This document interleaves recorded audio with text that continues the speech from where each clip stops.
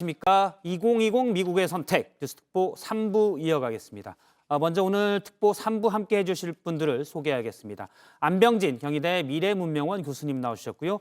보도국의 윤세미나 외교안보팀 기자 나왔습니다. 안녕하세요. 네, 안녕하세요. 안녕하세요. 네, 로이터와 CNN 등 외신 보도에 따르면 미국의 도널드 트럼프 대통령이 우리 시각으로 4시부터 긴급 연설을 한다고 얘기가 되고 있습니다. 예, 지금 CNN 화면을 보고 있는데요. 곧 시작할 것으로 보입니다. 4시로 예정이 됐었는데 지금 1분 정도 지났는데요. 앞서 2시 40분쯤에 조 바이든 전 미국 부통령, 그러니까 지금 민주당의 대통령 후보가 자택 있는 델라웨어에서 연설을 한 바 있습니다. 입장을 발표했었는데요. 아마 곧 나올 트럼프 대통령의 연설은 바이든 후보의 이 연설에 대응한 성격일 것으로 예상이 됩니다. 네, 바이든 후보의 얘기를 잠깐 약 1시간 20분 전 있었던 연설입니다. 잠깐 들어보겠습니다. Good evening. We knew this was going to go long, but who knew we're going to go into maybe tomorrow morning, maybe even longer. We knew because of the unprecedented early vote and the mail-in vote that it was going to take a while. And it ain't over till every vote is counted, every ballot is counted.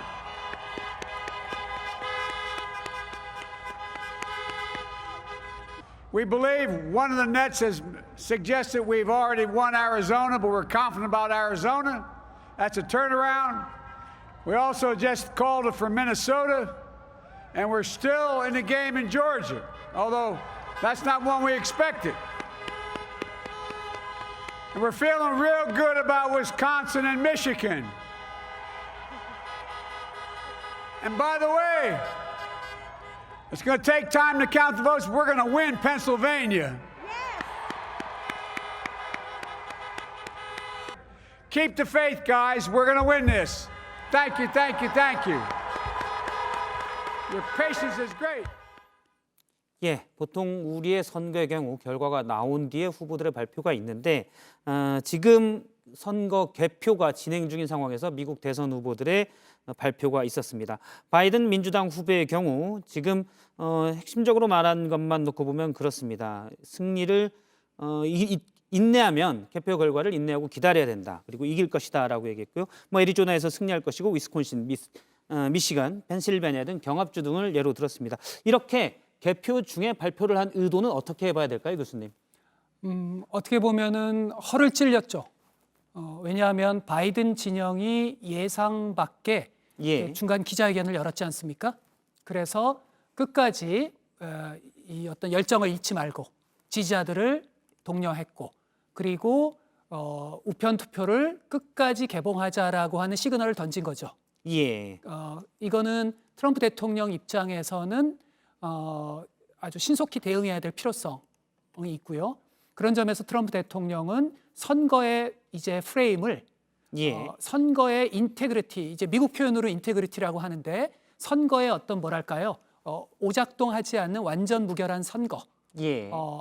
본인은 그것을 지향하고 민주당 진영은 이것을 흠집내고 훔치려는 사람으로 이 연설을 통해서 지금서부터의 선거 프레임을 전면적으로 전환하려고 하는 겁니다. 예. 지금 바이든 후보가 약 1시간 20분 전에 미리 우리가 인내심을 갖고 끝까지 개표 결과를 기다려야 된다라고 하는 것은 이 선거가 예를 들어 펜실베니아 중 경합주 등의 결과에 따라서 변수가 있기 때문에 미리 트럼프 공화당 후보 현 대통령이 승리 선언을 하면 여론이나 분위기가 이쪽으로 압도될 수 있어서 미리 이제 선수를 쳤다 이렇게 해석하시는군요. 네. 여기에 대한 반발로 이제 트럼프 미국 대통령이 곧 또 연설을 할 예정이고요. 네, 나중에 그 선거 결과가 다 나오고 나서야 역사가 평가하겠지만 예방 주사로 놓은 건지 아니면 트럼프 진영이 발표하려는 낌새를 눈치채고 바이든 진영이 신속하게 먼저 기자회견을 한 건지 그건 아무도 알 수는 없죠. 어쨌든 선수를 뺏긴 건 사실입니다. 예, 바이든 후보가 약 1시간 20분 전에 델라웨어에서 연설을 통해 모든 표가 개표될 때까지 대선이 끝나지 않았다. 시간이 걸리겠지만 승리를 향해 가고 있다. 이렇게 얘기를 한 바 있습니다. 여기에 대응해서 트럼프 공화당 후보, 현 미국 대통령이 조만간 곧 따로 긴급 연설을 할 것으로 알려졌습니다. 현재 미국 대선의 판세를 잠깐 보도록 하겠습니다. 지금 경합주 중에 원래는 제일 관심이 컸던 곳입니다. 그러니까 538명의 선거인단 중에 29명, 네. 덩치가 꽤 큰 주죠. 플로리다 여론조사에선 박빙이었는데 네. 지금 뚜껑을 열고 보니까 트럼프 후보가 많이 앞서는 걸로 나왔죠. 네, 현재 경합주 6곳 가운데 개표가 가장 많이 진행돼서 거의 이제 확정적으로 트럼프 대통령이 29명의 선거인단을 확보했다고 볼 수 있습니다. 예. 그리고 나머지 선벨트 지역에 해당하는 애리조나와 노스캐롤라이나는 아직까지도 그 개표가 진행이 중이고요. 개표 진행 중에 애리조나는 바이든 후보가 앞서는 것으로, 그리고 노스캐롤라이나는 트럼프 대통령이 앞서는 것으로 나오고 있습니다. 예. 원래 6개 경합주 이곳에 있는 선거인단이 모두 101명이죠. 네. 근데 29명이 플로리다가 제일 커서 이곳을 가져가면 바이든 지난 대선 때는 2016년 대선 때는 이제 당시에 트럼프 대통령이 당시 트럼프 후보가 가져간 주입니다. 그런데 이걸 바이든 후보가 가져오면 승리의 가능성이 높다고 했는데 이번에는 지금 거의 확정적으로 미국 외신들 폭스뉴스나 트럼프가 플로리다에서 이겼다. 29석을 가져갔다고 보도하고 있습니다. 다른 경합주들도 원래 미국의 여론조사에서는 바이든 후보가 박빙 우세를 점쳤는데 지금 애리조나를 빼고는 5개 주, 위스콘신, 미시간 등 여러 주에서 트럼프가 좀 앞서고 있는 것으로 나오고 있습니다. 이건 어떻게 보시는지요? 민주당의 그 압승 예상이 무너진 거고요. 예, 그리고 민주당의 공격적 선거 전략. 그러니까 자신들의 미시간, 위스콘신, 펜실베니아 전통적인 자신들의 블루월이라고 하는 예, 민주당의 전통적인 곳을 되찾아오자라고 하는 걸 넘어서서 노스캐롤라이나까지 가져오자, 텍사스도 가져오자, 예. 아리조나도 가져오자라고 하는 전략이 결정적으로 어긋난 거죠. 아리조나를 가져오는데 그치고 예. 더 민주당으로서 곤혹스러운 건 정작 당연히 가져와야 될 세 군데. 미시간, 위스콘신, 펜실베니아. 예. 여기서 흔들리는 거죠. 펜실베니아, 미시간, 위스콘신 2016년 대선 때 당시에 도널드 트럼프 미국 대통령 후보가 힐러리 클린턴을 이겼는데 격차, 표 차이는 1%포인트도 나지 않았습니다. 예를 들어서 미시간 모두 16명의 선거인단이 있는 미시간주의 경우 그전 2012년 때는 민주당이 이겼었는데 2016년에 공화당이 이겼는데 표 차이는 0.23%포였습니다. 민주당으로서는 상당히 아픈 동네인데요. 현재 개표로 따지면 열세 가져오지 못하고 있는 것으로, 그러니까 민주당이 가져오지 못하고 있는 것으로 보이고 있습니다. 그 민주당은 지금 우편 투표에 기대를 하고는 있는데 예. 민주당 입장에서는 한 가지 불길한 건 생각보다 오하이오에서도 선전하기라 예상을 했거든요. 예. 근데 오하이오에서의 백인 노동자층이 생각보다 바이든의 손을 들어주지 않은 것으로 보이고 오하이오는 지금 민주당에서 공화당으로 지금 거의 같지 않습니까? 그런 추세를 보면 과연 미시간, 위스콘신, 펜실베니아 중에서 예. 특히 펜실베니아가 민주당의 원래 예상대로 마지막 역전을 할 수 있을까? 현재로 봐서는 알 수 없는 예. 아마 특히 바이든 그 부통령 후보의 부통령 입장에선 굉장히 곤혹스러울 겁니다. 뭐가 특히 치명적이냐면 본인의 고향이고 예. 그곳 백인들과 정서적으로 훨씬 더 유대감을 가지고 있고 또 제조업도 트럼프 4년 동안에 계속 퇴조하고 있고 예. 그런 점에서 지금의 결과는 바이든 입장에서 납득하기 어렵죠. 예, 지금 이제 경합주 중에 가장 중요한 주, 국내 언론 등에서도 많이 다뤘던 곳입니다. 플로리다는 이미 물론 이제 미국 여론조사 최근 2주간 있었던 여론조사에서는 바이든 후보가 이기는 것으로 점쳤지만 뭐 차이는 크지 않았습니다. 플로리다는 약 1.8%, 리얼 클리어 폴리틱스에 따르면 이 정도 이기는 것으로 봤지만 현재는 트럼프 대통령이 거의 가져가는 게 확정적이고요. 그다음 눈여겨볼 곳은 바로 펜실베니아인데 역시 현재 개표가 중반을 넘어섰지만 트럼프 후보가 큰 폭으로 이기고 있습니다. 이곳을 만약에 바이든 후보가 가져가지 못하면 상당히 어렵게 되죠. 지적하신 대로 이곳이 펜실베니아주의 원래 바이든 후보의 고향, 태어난 곳이 있고 어제 밤까지도 바이든 후보는 여기에서 유세를 했습니다. 그런데 쉽지 좀 않은 모습이에요. 아까 바이든의 기자회견에서도 그것은 유추해 볼 수 있습니다. 예, 바이든이 기자회견에서 지금 승복할 단계는 아니다라는 발언을 했었고요. 그 말은 본인도 패색이 어느 정도 짙은 것에 대한 위기감이 있는 거고요. 예. 펜실베니아를 맨 마지막에 이야기했습니다. 예. 미네소타, 위스콘신을 얘기하고 나서 기자회견 말미에 연설에서 펜실베니아를 언급했습니다. 그 말은 뭘 의미하느냐? 본인도 펜실베니아에 대한 확신이 그리 쓰지 않은 걸 의미할 수가 있습니다. 물론 예. 겉으로 이제 지지자들을 독려하기 위한 정치적 메시지는 다르죠. 예. 그래서 지금 민주당 지금 입장에서 저 화면에 그림이 나오고 있는데요. 56.4%대 네. 42.2%. 개표가 중반을 넘어갔는데 상당히 표 차이가 큽니다. 지금 트럼프 미국 공화당 대통령 후보, 현재 대통령이 연설이 곧 있을 예정으로 보이는데요. 예. 연설이 시작되면 바로 연결을 하도록 하겠습니다. 지금 백악관서 입장을 발표하겠다고 하는데 현재 주요 경합주인 펜실베니아와 위스콘신, 미시간 이렇게 세 개 주가 어느 쪽이 가져갈지 분명치 않은 상황이고요. 물론 펜실베니아의 경우는 현재 개표 결과는 트럼프 후보가 많이 앞서 있지만 여기에는 사전 투표, 그러니까 우편 투표로 온 곳이 늦게 도착하고 개표도 늦어질 예정이어서 끝까지 개표 결과를 봐야 될 것으로 보입니다. 그리고 조지아주도 지난 2016년 대선에서는 공화당의 트럼프 후보가 가져갔던 곳이지만 현재는 아직은 확정되지 않은 주입니다. 이렇게 4개 주 정도를 현재는 살펴봐야 될 것인데 그래서 트럼프 후보가 지금 연설이 내가 이겼다. 결론은 확정은 아니지만 아마 말은 그렇게 또 할 것 같아요. 성격상. 성격상 그렇고 제가 공화당의 전략가라 하더라도 예. 거의 이긴 선언을 할 수 있지 않을까. 그렇게 해서 선거 프레임을 이미 이긴 선거대 불복하는 민주당의 프레임으로 가는 것은 대단히 트럼프 입장에서는 승기를 굳힐 수 있는 예. 프레임이니까요.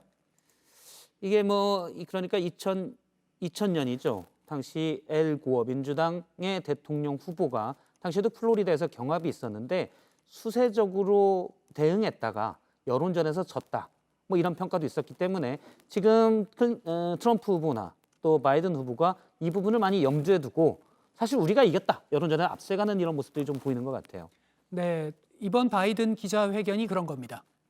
과거 엘고 같았으면 이런 기자회견을 안 했죠. 예. 그런데 이제 2000년 플로리다 사태에 대한 트라우마, 그러니까 선거라는 게 결국 의지의 싸움이기 때문에 지금서부터 최종 결과가 나올 때까지 자신의 지지자층이 얼마나 열정과 의지를 가지고 선거전을 이끄는가 아직은 선거전은 끝나야 끝나는 겁니다. 그런 점에서 바이든 진영은 아까 기자회견을 통해서 다시 지지자들을 일으켜 세우고 2000년 플로리다와 사태와 달리 전투적 의지를 가지고 끝까지 한번 본인들의 좋은 결과를 만들어내겠다라고 하는 예. 강력한 의지의 표명이죠. 예. 지금 이제 각 주별로 나오고 있는데요. 개표가 이제 진행이 되고 있는데 미시간 같은 경우 53%대 45.2%. 즉 지난 2016년 대선 결과보다도 트럼프가 더 많은 표를 가져가는 것으로 보입니다. 당시에는 0.23%밖에 차이가 나지 않았는데 지금은 상당히 크게 앞서가는 모습이고요. 현재 보시는 것처럼 파란색은 지금 조 바이든 민주당 후보의 당선이 확정적인 곳이고요. 그리고 빨간 곳은 트럼프 공화당 후보, 현재 미국 대통령이죠. 당선이 확정적인 곳입니다. 현재 회색으로 나와 있는 곳은 아직 결과가 확정되지 않은 것으로 보이고요. 지금 중서부 쪽에 약간 위쪽에 보이는데 북부 러스트 벨트의 미시간이나 위스콘신 이런 부분들에 아직 결과를 최종 어디가 이겼다고 얘기하기는 힘든 형국으로 보입니다. 만약에 펜실베이니아 지금 개표가 60%가 넘어섰습니다. 앞서 이제 표 차이가 꽤 났는데 여기에서 진다면 바이든 후보가 이기기는 상당히 어렵게 되나요? 어떻습니까? 확정적이라고 볼 수 있습니까? 펜실베니아가 킬 겁니다. 네, 펜실베니아에서 진다라는 얘기는 이제 바이든 진영의 희망이 거의 사라진다고 봐야죠. 예. 펜실베니아에서 지면은 펜실베니아가 20석, 플로리다도 29석, 플로리다는 이미 넘어갔고요. 트럼프 후보에게. 지면은 예를 들어 미시간이나 위스콘신 합쳐서 26석인데 2016년과 비교하면 당시 클린턴 후보가 270개를 이겨야 매직 넘버 270이라고 하지 않습니까? 근데 232석밖에 확보를 못했어요. 38석을 더 가져가야 되는데 예를 들어서 미시간이나 위스콘신 가져가도 26석. 여기에 애리조나 이미 약간 가져갈 가능성이 크다고 하는데요. 37석. 세 개 주를 다 애리조나는 확정적이고 미시간과 위스콘신을 다 가져가야 박빙이 이제 될 수가 있겠군요. 그렇습니다. 예. 그래서 사실은 애리조나 가지고 충분치 않고요. 조지아라든가 노스캐롤라이나를 민주당이 그토록 공을 들였던 건 예. 또 이런 이제 가능성에 대비했던 거죠. 예. 근데 현재로 봐서는 뭐 물론 우편 투표를 다 개봉을 해봐야 되겠고 예. 조지아는 아프리칸 아메리칸들이 우편 투표에 많은 투표를 했을 가능성이 높으므로 예, 지금 조지아 보고 있는데요. 트럼프 후보가 50.6% 그리고 바이든 민주당의 조 바이든 후보가 48.1%입니다. 격차는 2.5% 포인트 차이인데 개표가 어느 정도 많이 진행됐기 때문에 어떻게 역전이 가능할지는 이제 좀 더 지켜봐야 되겠어요. 왜냐하면 사전 투표나 이런 것들이 있으니까요. 그렇습니다. 뭐 위스콘신, 뭐 조지아를 포함해서 사실은 이 대도시에서 어느 정도 개표가 되는가가 키입니다. 뭐 조지아 같은 도시 같은 경우 예를 들어서 애틀란타 같은 예. 지역 여기는 메트로폴리탄 영역이니까 민주당 유권자가 굉장히 많아요.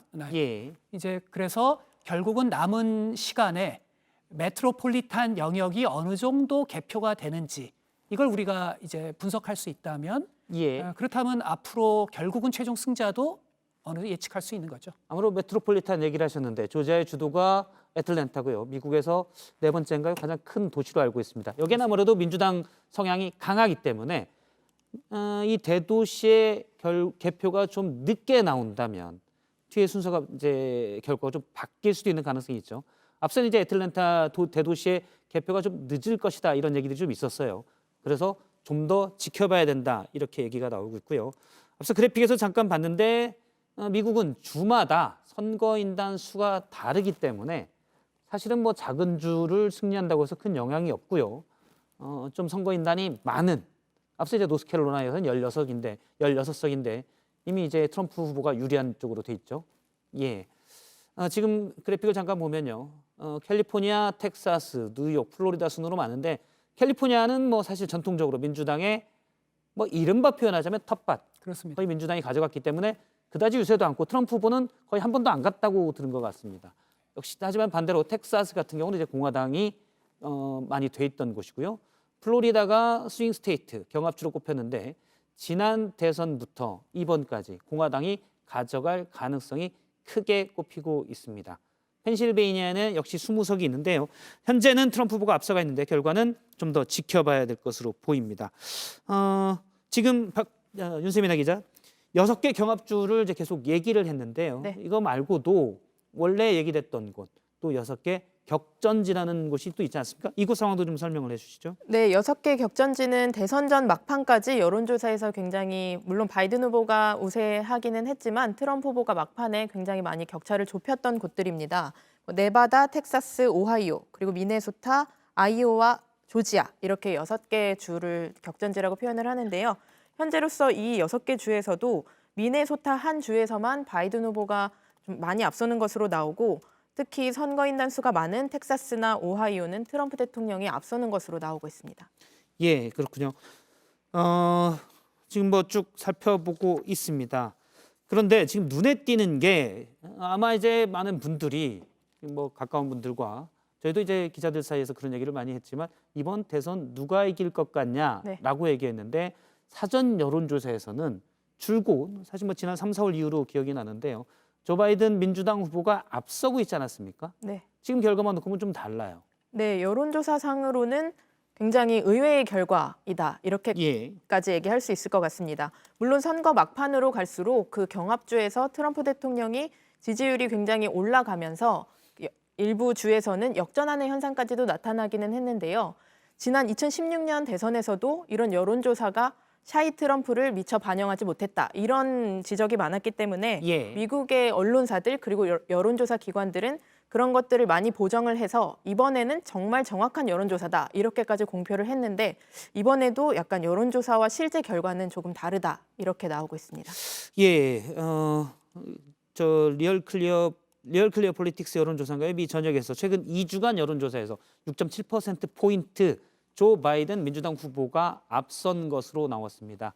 그래서 이번에는 민주당이 이길 것이다라는 전망이 있었지만 지금 결과만 놓고 보면 조금 불리해요. 잠시만요, 교수님. 지금 트럼프 미국 대통령의 가족들이 백악관에서 기자회견장 앞으로 나오고 있는 모습을 저희가 실시간 영상으로 지금 확인을 하고 있습니다. 아마 백악관에서 트럼프 공화당 후보, 트럼프 현 미국 대통령이 이번 대선에 대한 본인의 생각과 입장을 발표할 것으로 보이는데요. 아마 대선 승리를 확정적으로 얘기할 것으로 보입니다. 트럼프 미국 대통령은 트윗에 이미 날린 바가 있는데 얘기를 하겠지만 현재까지 폭스뉴스에 따르면 바이든 후보가 238석, 트럼프가 213석을 확보한 것으로 알려졌습니다. 네, 직접 들어보겠습니다.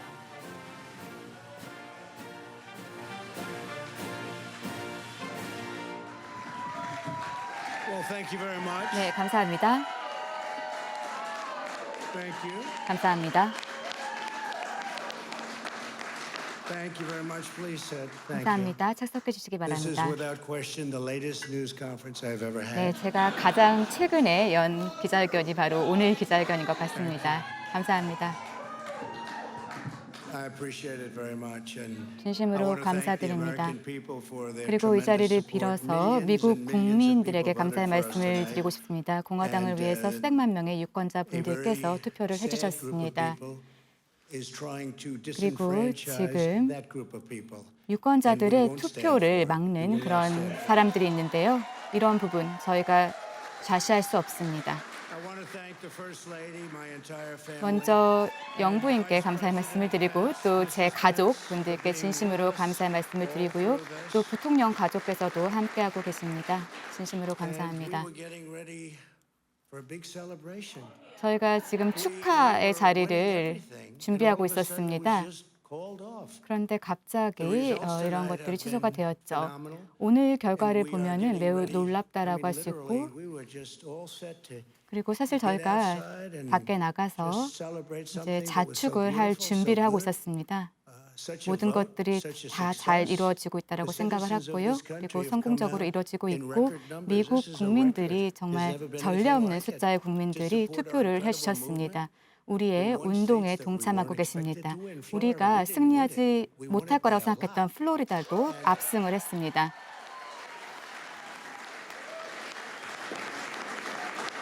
We won the great state of Ohio. 오하이오 주도 이겼습니다. 텍사스도 확보했습니다. We won Texas by 700,000 votes, and they don't even 70만 표 이상을 텍사스에서 더 얻었습니다. 집계표에 들어가지도 않은 그런 수치였습니다. 조지아도 이겼습니다. We're up by 2.5% or 117,000 votes with 2.5% only 또는 7% left. 17만 표 정도를 더 확보를 하였습니다. We've clearly won 또한 North Carolina, 노스캐롤라이나에서도 승리를 하였습니다. where we're up 1.4%. 1.4%포인트 7만 7천 표를 더 득했습니다. 그래서 큰 차이로 또 이겼다고 생각을 하고요.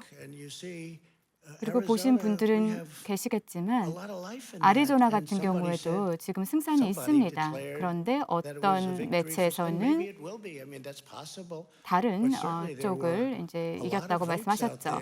하지만 아직까지 개표되지 않은 부분들이 많이 있고, 그래서 이 주 같은 경우에는 이제 트럼프 영토라고 많이 여겨졌었는데요. 그리고 실질적으로 저희가 또 역전이 일어날 수 있다라고 생각이 됩니다. 그런데 어떤 분들께서는 또 불가능할 거다라고 가능성이 없다라고 말씀을 하시는데요. 네, 아리조나 저에서 승산이 있다라고 생각이 됩니다. 그리고 가능성이 있다라고 생각이 됩니다. 왜냐하면 지금 계속해서 숫자들이 역전이 되고 있습니다. 그리고 조금만 저희가 좀 더 표를 얻게 득표하게 된다면 또 승산이 있다고 생각이 되고요. 지금 펜실베니아 같은 경우에는 앞서가고 있습니다.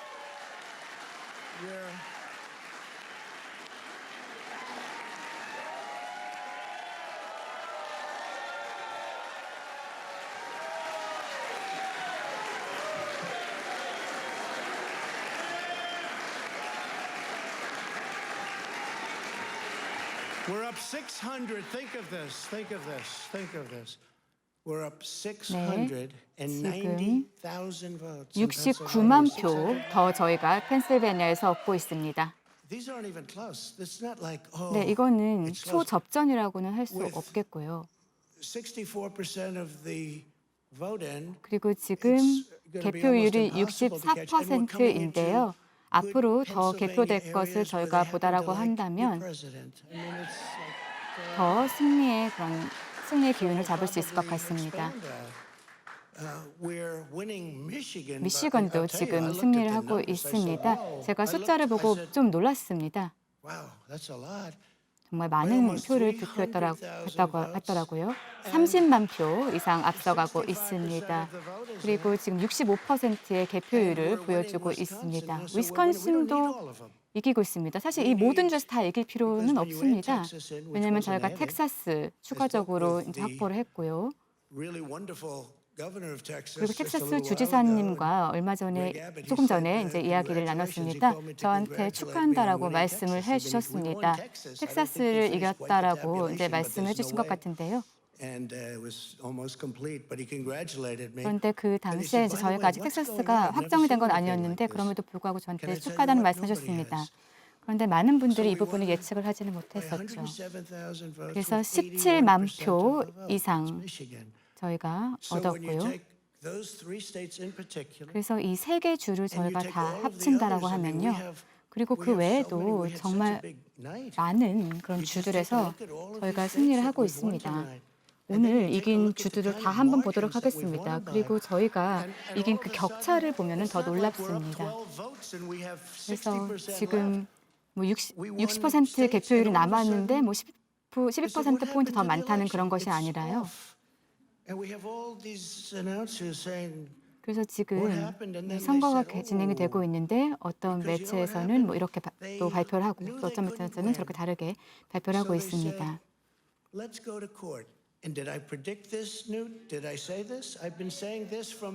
그리고 제가 이 법정 공방과 관련해서 많은 분들이 이제 예측을 하고 있습니다. 그래서 만약에 트럼프가 당선되지 않으면 뭐 법정 공방에 갈 것이다라고 하는 그런 언론 매체들도 있는데요. 자, 플로리다 같은 경우에는 압도적으로 저희가 이겼고요. 텍사스도 그렇습니다. 오하이오 같은 경우에도 압도적으로 저희가 승리를 하였습니다. 오하이오 주 매우 좋아하고요. 그리고 지금 8.2%, 1% 정도 저희가 앞섰습니다. 노스캐롤라이나도 아주 큰 대승을 거뒀습니다.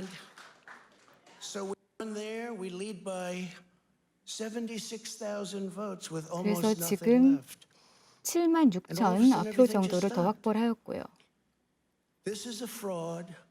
그런데 지금 저희가 겪고 있는 이 선거는 부정선거이라고 생각이 듭니다. 사실 저희가 이 선거를 거의 이겼다라고 생각을 합니다. 그래서 지금 우리가 갖고 있는 목표는 바로 우리 미국을 위해서 뭔가 선거에 어떤 정합성을 가져가는 것입니다. 그리고 저희가 법을 제대로 활용을 하고자 합니다. 그래서 저희는 대법원에 제소를 할 것입니다. 모든 그런 투표, 실질적으로 이제 4시에 투표하는 사람들의 그런 투표까지 저희가 집계표에 넣어야 된다고 생각하지 않습니다. 늦게 들어오는 표들은 저희가 제어를 해야 됩니다. 조금 슬픈 얘기를 제가 하고 있는 것인데요. 그리고 이미 저희가 많은 그런 승리를 거뒀다고 생각을 하고 그리고 이 자리를 빌어서 저희 유권자분들 그리고 지지자분들께 진심으로 감사의 말씀을 드리고 또 저희의 선거 캠프 관계자분들께 감사의 말씀을 드리고요. 부통령님께서 몇 말씀 해주시겠습니다.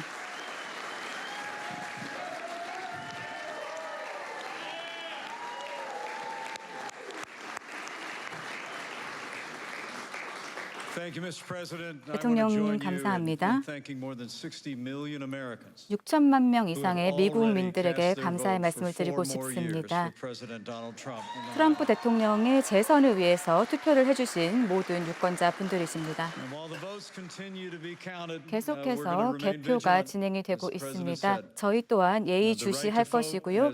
그리고 또 대통령께서 말씀하셨지만 이러한 선거의 어떤 정합성을 위해서 저희 또한 노력을 할 것입니다.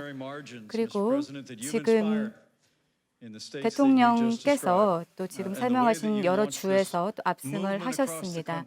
그리고 지금 미국 전역에서 대통령이 이끄는 그런 운동이 전개가 되고 있는데 저는 이 대통령의 운동, 무브먼트에 전적인 믿음을 갖고 있고요. 그리고 우리는 미국을 다시 위대한 미국으로 분명히 만들 수 있을 것입니다.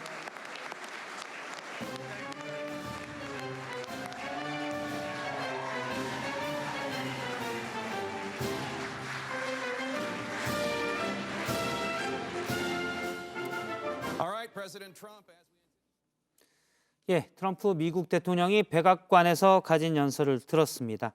핵심만 놓고 보면 경합주에서 다 우리가 이겼다. 직접적으로 표 차이를 얘기도 했고요. 예를 들어서 경합주로 얘기됐던 미시간에서 30만 주를 이기고 있다라고 얘기도 했습니다. 자, 윤세민아 기자, 트럼프의 긴급 연설, 네. 가족들도 이방카 트럼프가 나왔던 모습도 확인할 수가 있었고요. 지금 부통령 연설까지 했는데 정리를 한번 해보죠. 네, 트럼프 대통령 굉장히 준비를 많이 하고 나온 것 같습니다. 굉장히 구체적인 수치까지 하나하나 조목조목 언급을 하면서 예. 본인이 이긴 곳을 또 정확하게 짚어줬는데요.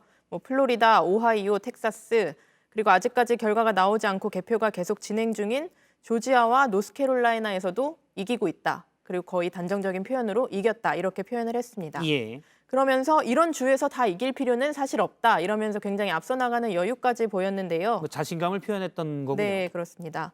그리고 연설 마지막에 사실 이렇게 갑자기 새벽 시간에 나와서 연설을 한 것에 약간 핵심이 있다고 볼 수 있는데 미국을 위해서 선거의 정확성을 가져가야 한다 이렇게 말을 하면서 대법원에 제소할 것이다 이런 뜻을 밝혔습니다. 예. 늦게 들어오는 표를 제외해야 된다 이런 의사를 밝힌 것으로 보이는데요. 이것은 펜실베니아와 같이 그 선거일 이후에도 우편 투표 그 소인이 3일까지 소인이 찍힌 우편 투표 같은 경우는 긴 경우는 11월 20일까지도 받는 워싱턴주 같은 곳들이 있잖아요. 예. 이런 것들이 선거일 당일 이후에 들어오는 우편 투표는 제외해야 한다. 이런 소송을 벌일 것으로 보입니다. 현재 앞서가고 있는 것으로 개표가 이제 종반이긴 하지만 아직 확정적은 아닙니다. 현재 하지만 트럼프 후보가 앞서가고 있는 것으로 보이는데 예를 들어 경합주인 펜실베이니아 같은 경우 일단 6일까지는 다 유효표가 되기 때문에 혹시나 해서 이런 거에 대한 미리 얘기를 하는 맞습니다. 것이다. 이렇게 해석할 수 있겠군요. 네, 그렇습니다. 예. 현재 펜실베이니아에서도 트럼프 후보가 약 14%포인트 앞서가고 있는데 여기는 이제 펜실베이니아 주에서 미국은 이제 각 주마다 선거하는 절차나 방식이 조금씩 다르니까요. 3일 소인 있는 표까지는 유효표로 6일까지 우편으로 늦게 오더라도 계산을 하겠다는 거잖아요. 네. 예. 그런데 이제 트럼프 대통령의 지금 전략은 예. 두 가지 메시지로 정리가 될 수 있는 거죠. 하나는 사실상 압승이다. 그 이후의 과정들은 펜실베니아나 이런 주가 중요한 게 아니라 사실상 승리를 거둔 거다. 예. 이게 큰 이번 기자회견의 메시지인 거고요. 예. 두 번째 메시지는 지금서부터는 나 트럼프의 싸움은 미국의 선거의 어떤 완전성, 정확성, 민주주의를 수호하기 위한 싸움을 전개한다. 따라서 이걸 위해서 늦게 들어오는 표들은 미국의 최종적인 신급인 대법원을 통해서 나의 결과를 확정짓겠다. 예. 그 두 가지 아주 큰 메시지인 겁니다. 하나는 이미 사실상 압승이다. 예. 또 하나는 본인은 민주주의를 수호하겠다. 그러니까 인테그리티라는 단어를 지금까지 한 2달간 거의 민주당이 엄청나게 한 10배로 사용했고 제 기억에 트럼프 대통령께서 영어 인테그리티라는 단어를 사용한 걸 처음 들어봤습니다. 예. 그러니까 완전히 선거 국면이 공세로 반전한 거죠. 이제 민주주의 수호자. 이제는 지켜야 된다. 예. 예. 그리고 불복하는 자. 예. 이 대립으로 완전히 국면을 전환시킨 거죠. 알겠습니다. 그러면 지금 각 곳에서는 우리나라에서는 미국 선거 결과에 대해서 어떻게 보는지도 관심이 있고요. 또 미국 현지에서도 어떻게 보는지도 중요한데 먼저 워싱턴에 있는 JTBC 특파원을 연결해서 미국 정치권의 분위기를 좀 알아보도록 하겠습니다. 홍희정 특파원이 현재 연결돼 있습니다. 홍 특파원, 지금 미국 대통령 선거 개표 작업이 막바지로 계속 이루어지고 있습니다. 선거 전부터 주목했던 게 경합주 6곳인데요. 트럼프 후보가 일단 5곳에서 우세를 보이는데 지금 상황을 좀 더 마지막 예를 들어서 뭐 미시간이랄지 위스콘신 개표가 좀 더 남아있기 때문에 지켜봐야 될 것으로 보입니다. 일단 플로리다는 확실하게 트럼프 후보가 승리를 한 것으로 보고 있죠. 네, 플로리다는 선거인단이 29명으로 주요 경합주 6곳 가운데 가장 많은 선거인단이 걸린 곳입니다. 트럼프 대통령이 재선에 성공하려면 반드시 승리해야 하는 곳인데요. 개표가 94% 진행된 가운데 트럼프 대통령은 51.2%를 득표해서 47.8%를 얻은 바이든 후보를 3.4%포인트 차이로 앞서고 있습니다. 이미 표차도 40만 표 이상 차이여서 뉴욕타임스 등은 트럼프 대통령이 플로리다주에서 이길 확률이 95% 이상이라고 분석했습니다. 예, 그러면 플로리다를 빼고 나머지 중에 북부 경합주가 관심인데 개표 상황을 한번 정리를 해보죠. 네, 물론 끝까지 지켜봐야 하겠지만 펜실베니아와 미시간, 위스콘신 등 북부 경합주 3곳에서도 트럼프 대통령이 앞서가고 있는 모습입니다.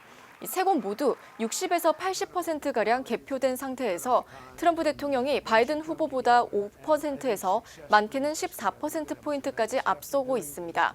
지금 상황대로라면 트럼프 대통령이 주요 경합주 6곳 중 애리조나 한 곳을 제외한 5곳에서 우위를 점하고 있습니다. 애리조나는 바이든 후보가 8%포인트가량 앞서고 있습니다. 다만 우편 투표 등 사전 투표 결과가 제대로 반영이 안 된 것이어서 개표가 진행되면서 격차가 줄어들 가능성이 있습니다.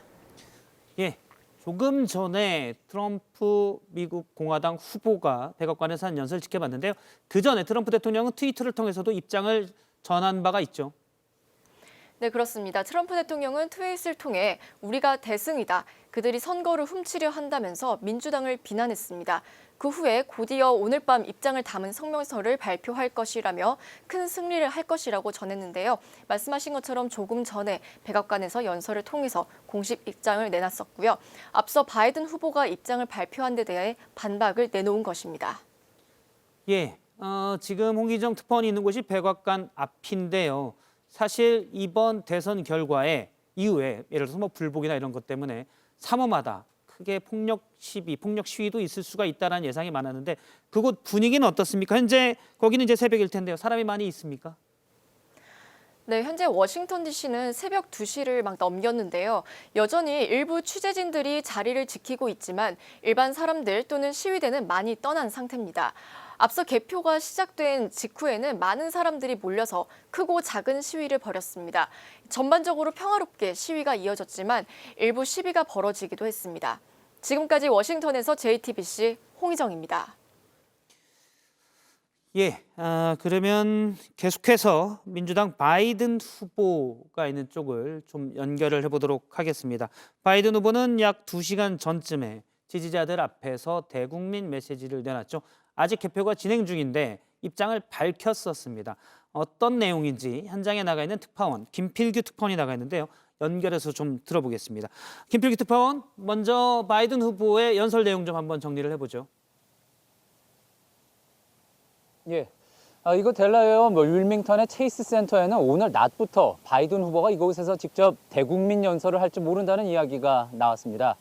그러다 자정 무렵에 출입 기자들 사이에서 조만간 바이든 후보가 이제 곧 이곳 체이스 센터에 올 거라는 이야기가 나왔습니다. 실제로 이곳 시간으로 새벽 12시 22분쯤이요. 한국 시간으로는 오후 2시 22분쯤이죠. 차량 행렬이 나타났고요. 체이스 센터에 마련된 무대 위에 바이든 후보가 나타나자 드라이브인 응원, 이른바 드라이브인 응원이라고 하죠. 와 있던 지지자들이 차량 경적을 울리면서 환영을 했습니다. 질 바이든 여사와 함께 무대에 올랐는데요. 지금 이 상황이 전례 없는 상황이다. 전례 없이 많았던 사전투표, 우편투표 때문임을 가장 먼저 강조했습니다. 내일 아침까지는 결과를 알 수 있겠지만 그보다 더 걸릴 수도 있다. 그러니 마지막 한 표를 개표할 때까지 기다리자, 인내심을 가지자 이렇게 강조를 했습니다. 그리고 누가 이겼는지 선언하는 것은 그것은 바이든 본인도 아니고 도널드 트럼프도 아니다. 바로 국민이다. 이렇게 이야기를 했습니다. 그러면서 결과에 낙관적이다라는 표현을 썼고요. 또 지금 매우 기분이 좋다라고 이야기를 했습니다. 지금 상황에서 애리조나에서 이미 승리를 거뒀다는 점도 강조를 했고요. 지금 현재 이제 앞서서 또 앵커도 이야기했지만 러스트벨트 지역에서 뒤지고 있고 또 예상과 달리 남부 선벨트 지역에서 한 곳 정도는 우세하지 않을까 기대를 했지만 기대에 못 미치는 그런 결과들이 나오고 있지 않습니까? 그래도 바이든 후보는 아직 조지아, 위스콘신, 미시간 모두 다 끝까지 봐야 하는 곳이라고 강조를 했습니다. 특히 펜실베니아에서 이길 건데 그때까지는 시간이 좀 걸릴 거다라면서 인내심을 강조했고요. 믿음을 가져라. 우리는 이길 것이다. 당신의 인내심은 위대하다. 이렇게 강조를 했습니다. 예, 개표가 진행 중인 상황에서 바이든 후보가 대국민 연설을 한 것은 어떤 전략, 뭐 사실 예상도 좀 됐었는데요. 그런 의도가 있다고 볼 수 있겠죠.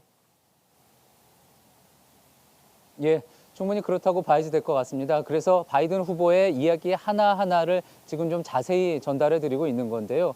바이든 후보의 연설은 조금 전 트럼프 대통령이 했던 것과는 달리 좀 짧았습니다. 15분 정도 압축적으로 진행이 됐고요. 30분부터 45분 정도까지 진행이 됐습니다. 12시 30분부터 12시 45분까지 진행이 됐는데요. 이야기하는 동안 옆에서 질 바이든 여사도 예스라고 하면서 추임새를 넣으면서 긍정적인 메시지를 전하려고 하는 모습이었습니다. 그리고 바이든 후보 역시 만면에 웃음을 띄워가면서 굉장히 자신 있어 하는 모습을 보였습니다. 여러 가지 정치적인 함의가 담겨 있다고 해석할 수 있는 대목입니다. 앞서도 이제 스튜디오에서도 이야기가 나왔듯이 20년 전에 아쉽게 패한 엘 고어의 모습은 보여주지 않겠다라는 모습. 그 고 후보 측이 수세적인 태도를 취하는 사이에 부시 후보는 승리를 선언하고 당선인처럼 행동하는 바람에 여론이 부시 쪽으로 많이 돌아섰던 그런 것을 반면교사로 삼겠다라는 의지가 보이는 대목이었습니다. 이번에 본인이 대통령으로서의 모습을 보여준다라는 전략을 짜는 셈일 텐데 어느 정도 그런 시나리오의 일환이었던 것으로 보입니다.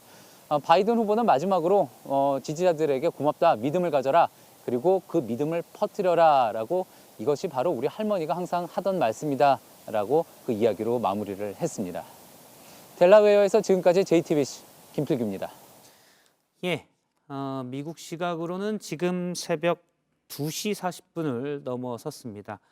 원래 지난 2016년 대선에서는 딱 이 시간쯤에 당시 도널드 트럼프 후보가 한국 시각으로 그러니까 4시 반을 넘어서 확정적으로 발표가 됐는데 지금 여러 주에서 특히 경합주에서 트럼프 후보가 앞선 것으로 나오지만 이번에 유례없이 많은 사전투표 등이 있어서 개표 과정이 어떻게 될지 마지막 경합주들을 조금 더 지켜봐야 된다는 얘기가 있습니다. 지금 경합주들 몇 곳을 살펴보면요. 펜실베이니아주 모두 20석의 선거인단이 있는데 약 72% 개표가 진행됐는데 56대 42로 트럼프 후보가 앞서가고 있습니다. 텍사스의 경우는 원래 트럼프 후보 공화당에 많이 이겼죠. 52대 46으로 트럼프 후보가 역시 좀 크게 앞서고 있고요. 예. 예를 들어서 미시간 약 67% 정도 개표가 됐는데 조지아주가 나왔군요. 조지아주는 원래 트럼프 후보가 앞서는 곳인데 격차가 크지 않습니다. 2.5% 포인트입니다. 다만 조지아주 같은 경우는 현재 90% 이상 개표가 됐기 때문에 얼마만큼 따라잡을 수 있을지 이건 좀 더 지켜봐야 될 것 같고요.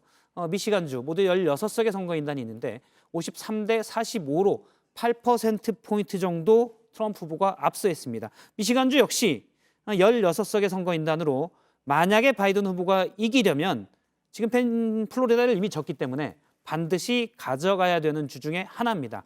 70% 가까이 개표가 진행되는데 8%포인트 차이입니다.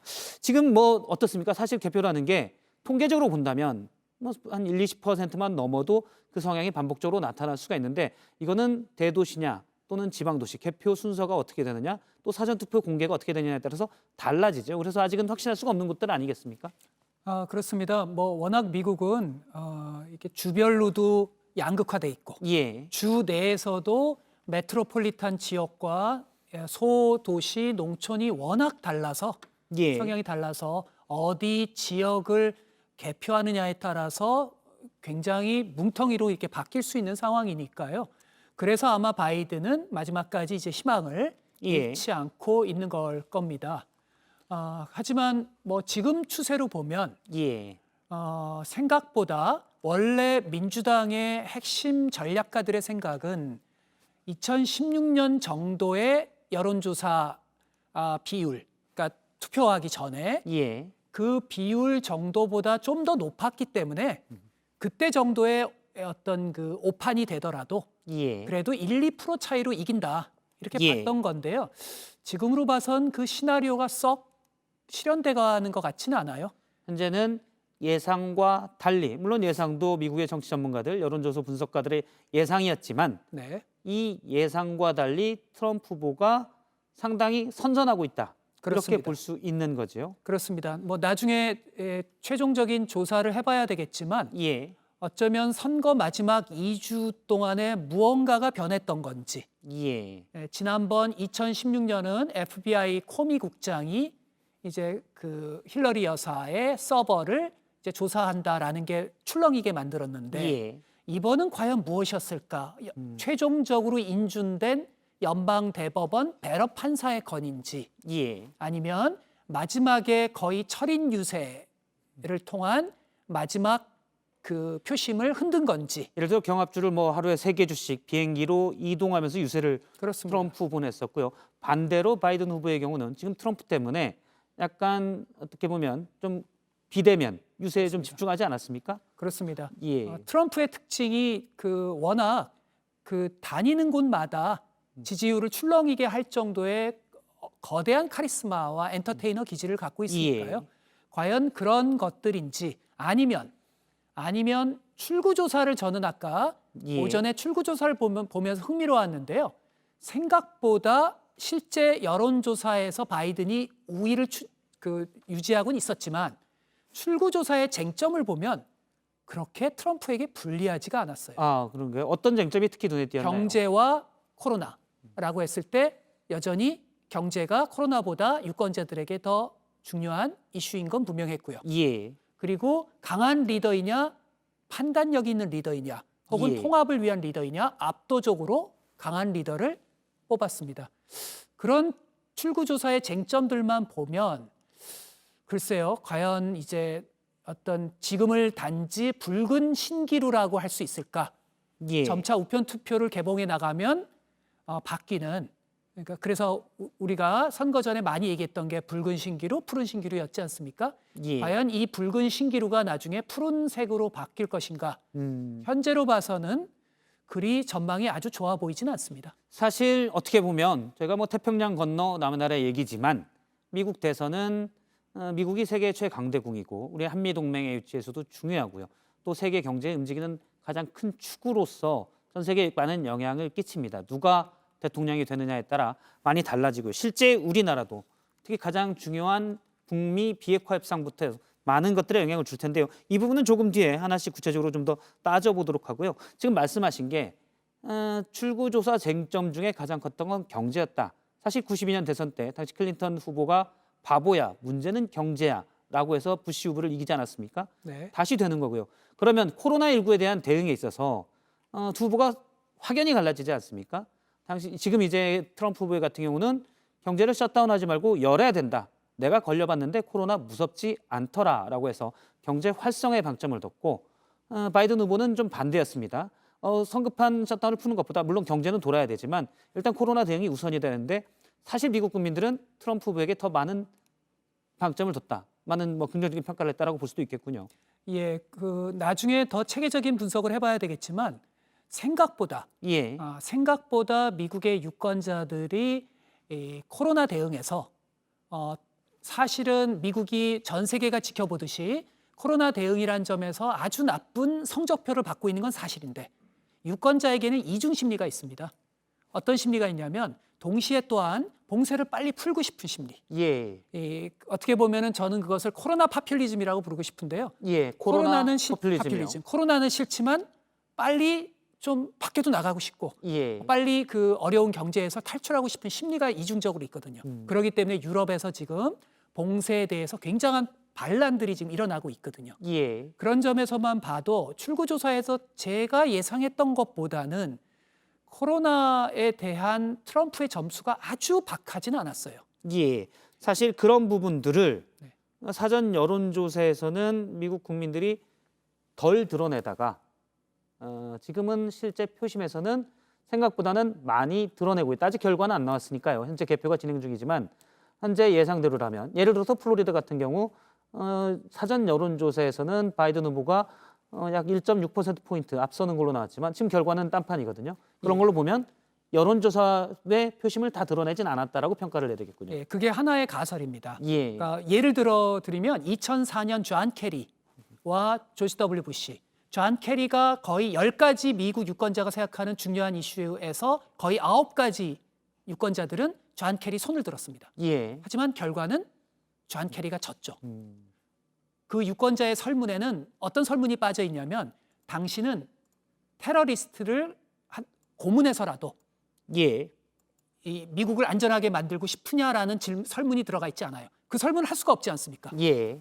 그건 굉장히 민주적이지 않은 설문이죠. 어떻게 보면 뭐 정의나 이런 것과는 거리가 먼. 누가 거기다가 답변을 예. 나는 고문을 해서라도 테러로부터 우리 미국을 안전하게 했으면 좋겠다라고 대답하는 유권자는 없죠.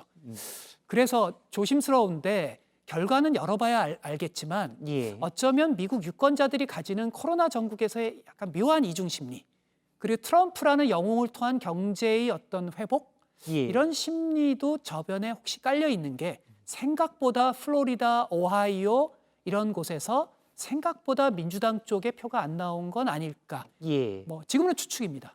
뭐 이런 분석도 있습니다. 사실 중산층 이상의 고학력자 중에서 보통은 고학력자들이 이제 민주당 후보를 많이 지지했다라고 알려져 왔지만 사실은 경제나 여러 가지 혜택에서는 표심에서는 사전 여론조사에서는 마음대로 하지 않지만 이른바 샤이 트럼프죠. 실제 표는 트럼프를 찍었다 이렇게도 볼 수 있겠군요. 그렇습니다. 예. 예. 알겠습니다. 그러면 지금 CNN에서 현재 몇 개 주, 앞서 이제 경합주로 나오는 곳, 위스콘신이나 미시간 몇 개 주를 빼고 거의 다 확정적으로 지금 개표가 되고 있습니다. CNN 동시 통역으로 들어보겠습니다. 트럼프가 이곳에서 우세를 보이고 있습니다. 제2자 하원 의원 선거구입니다. 만약에 트럼프가 여기에서 이기게 된다면 이런 식의 선거인 단수가 확보가 되겠죠. 자, 그리고 지금 이쪽 지역에서 가져가느냐 마느냐가 핵심인데요. 지금 대통령이 약간 우세하고 있는 지역들이 있습니다. 지금 이쪽 조지아 아직까지 완료되지는 않았는데요. 그런데 풀턴 카운티나 기타 등등의 주에서 아직 집계를 기다리고 있고요. 노스캐롤라이나 같은 경우에는 3만 5천 정도 제가 차이가 난다라고 말씀을 드렸는데 그 표 차이가 조금 더 벌어지고 있는 것 같습니다. 어쨌든 기다리고 있어야 합니다. 지금 이거를 다 카운트를 하고 나면 244대 248이 납니다. 그럼에도 불구하고 지금 위쪽 러스트벨트가 남아 있습니다. 만약에 조 바이든이 이쪽에서 2개를 가져간다라고 하면은 270개를 먼저 달성을 하면서 선거에서 이기게 됩니다. 그런데 만약에 트럼프 대통령이 이렇게 2주를 가져간다면 트럼프 대통령이 다시 재선이 될 것입니다. 그런데 펜실베니아에서 바이든이 이기게 된다면 다시 대통령이 바이든이 당선이 되겠죠. 지금 조지아, 노스캐롤라이나가 공화당 쪽으로 돌아서고 있는 거고요. 그다음에 블루월 스테이트가 어떻게 돼야 되는지 좀 봐야 될 것 같습니다. 네, 그러면 펜실베니아 지금 어떤 상황인지 한번 보도록 하겠습니다. 네, 펜실베니아에서 굉장히 접전이 일어나고 있는데요. 지금 우편 투표 계속해서 집계를 해야 되는 상황입니다. 펜실베니아를 보게 되면은요, 140만 표 이상의 우편 투표가 아직까지 개표가 되지 않았습니다. 그래서 이렇게 미집계된 우편 투표를 계속해서 봐야 되고요. 그리고 몇몇 주에서 지금 밤을 새서 개표를 계속하고 있습니다. 지금 27만 개 정도의 표가 단 한 주, 한 카운티에서만 계속해서 들어오고 있습니다. 필라델피아 같은 경우에는 굉장히 강력한 지지 지역이기 때문에 지금 필라델피아 주 잘 봐야 됩니다. 지금 선거 당일부터 해서 계속해서 시간이 걸리기 때문에 숨을 좀 고르시고 인내심을 가지고 개표 결과를 기다려야 합니다. 네, 펜실베니아 접전이라고 이야기를 했었는데 어떤가요? 아직까지 아직까지 끝나지는 않았습니다. 하지만 지금 저희가 좀 투명하게 말씀을 드려보겠습니다. 지금 67만 표 정도로 해서 트럼프 대통령이 이기고 있는데요. 55.6 대 43%이지만 아직 140만 표 정도의 우편 투표가 아직까지 미집계 상태입니다. 그렇기 때문에 지금 민주당이 이 우편 투표에서 어느 정도 발할 수 있는가. 그래서 지금 이 8% 정도 차이가 나는 그 차이를 격차를 뒤집을 수 있느냐가 관건이라고 볼 수가 있겠습니다. 바이든 후보 입장에서는요. 지금 74% 정도 개표가 됐기 때문에 이쪽에서 한번 뒤집을 시도를 해봐야 된다고 하겠죠. 4년 전에 미시간, 위스콘신 이쪽에서 계속 민주당이 좋았기 때문에 이번에도 한번 숫자적으로 봤을 때에는 가능성이 있지 않겠나라고 이야기를 하는 겁니다. 조 바이든이 지금 우편 투표에서 그만큼 올해의 투표율이 높았기 때문에 다시 한번 판세를 뒤집을 수 있을까 가능성이 있다라고 보는 것입니다. 우편 투표에서 민주당이 계속해서 강세를 보였기 때문입니다. 저희가 오늘 밤 계속 가면서 내일까지 집계 결과 어떻게 나오는지 한번 봐야 되는 지역입니다. 네, 미시간 한번 볼까요? 자, 그러면은 미시간 보겠습니다. 역시 트럼프 대통령이 우세를 보이고 있는데요. 네. 위스콘신도 마찬가지입니다. 트럼프 대통령이 우세를 보이고 있습니다. 네, 저희가 스탠바이 상태로 해서 계속해서 지켜보도록 하겠습니다. On the next Vital Signs, we're exploring the world of venom and CNN을 동식 통역으로 해서 현재 어떻게 판세를 보고 있는지를 들어봤습니다.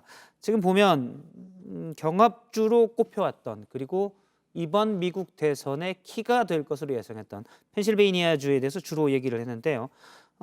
지금 개표율이 상당히 70%가 넘게 진행됐고 격차가 됐지만 CNN에서는 아직 뜯지 않은 우편 투표가 많다 이런 쪽으로 좀 얘기를 하고 있군요. 네, 6일까지만 들어오면 되기 때문에 아직 기다리고 있는 상황이고요. 펜실베니아주에서는 미리 신청한 내가 우편으로 투표하겠다 신청한 게 한 300만 장 정도 되는데 그중에 한 140만 장이 아직 들어오지 않았다고 그렇게 밝히고 있습니다.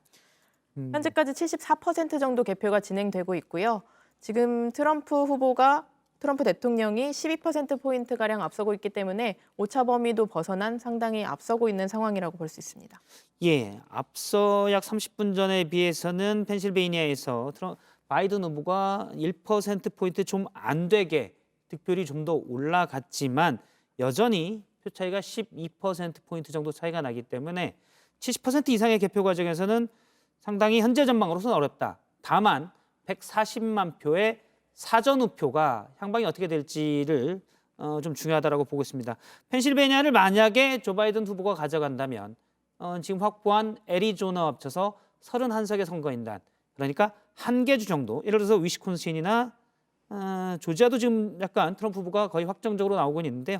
한 주 위스콘신이나 다른 주 한 주 정도를 더 가져가야 바이든 후보가 승리할 수가 있습니다. 네, 잠시 전하는 말씀을 듣고 계속해서 미국 대선 상황 알아보겠습니다.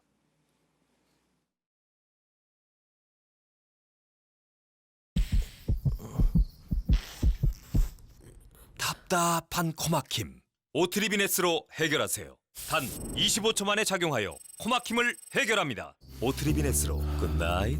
코막힘엔 오트리빈 S. Red carpet 꺼내서 깔아, you know we trailblazing. I gotta go. How I'm using, make it hit, send the impact crazy. Gotta go my own way. Trailblazer midnight. 오메가3 좋은 거 아시죠? 프로메가 RTG 오메가3. 흡수율은 높이고 어추는 줄이고 작은 크기로 간편하게 섭취. 혈행 건강 미루지 말고 RTG로 관리하세요. 건강한 혈행을 위한 오메가3 프로메가. 종근당 건강.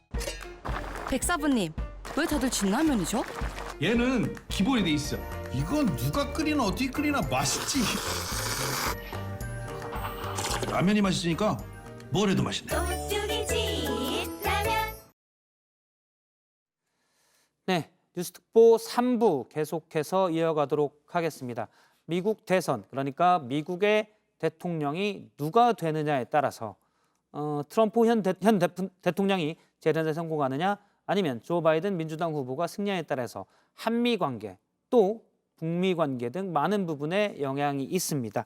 정부도 촉각을 곤두세우고 있는데요. 먼저 외교부에 나가 있는 취재기자를 연결해서 현재 상황 좀 짚어보도록 하겠습니다. 김선미 기자가 나와 있는데요.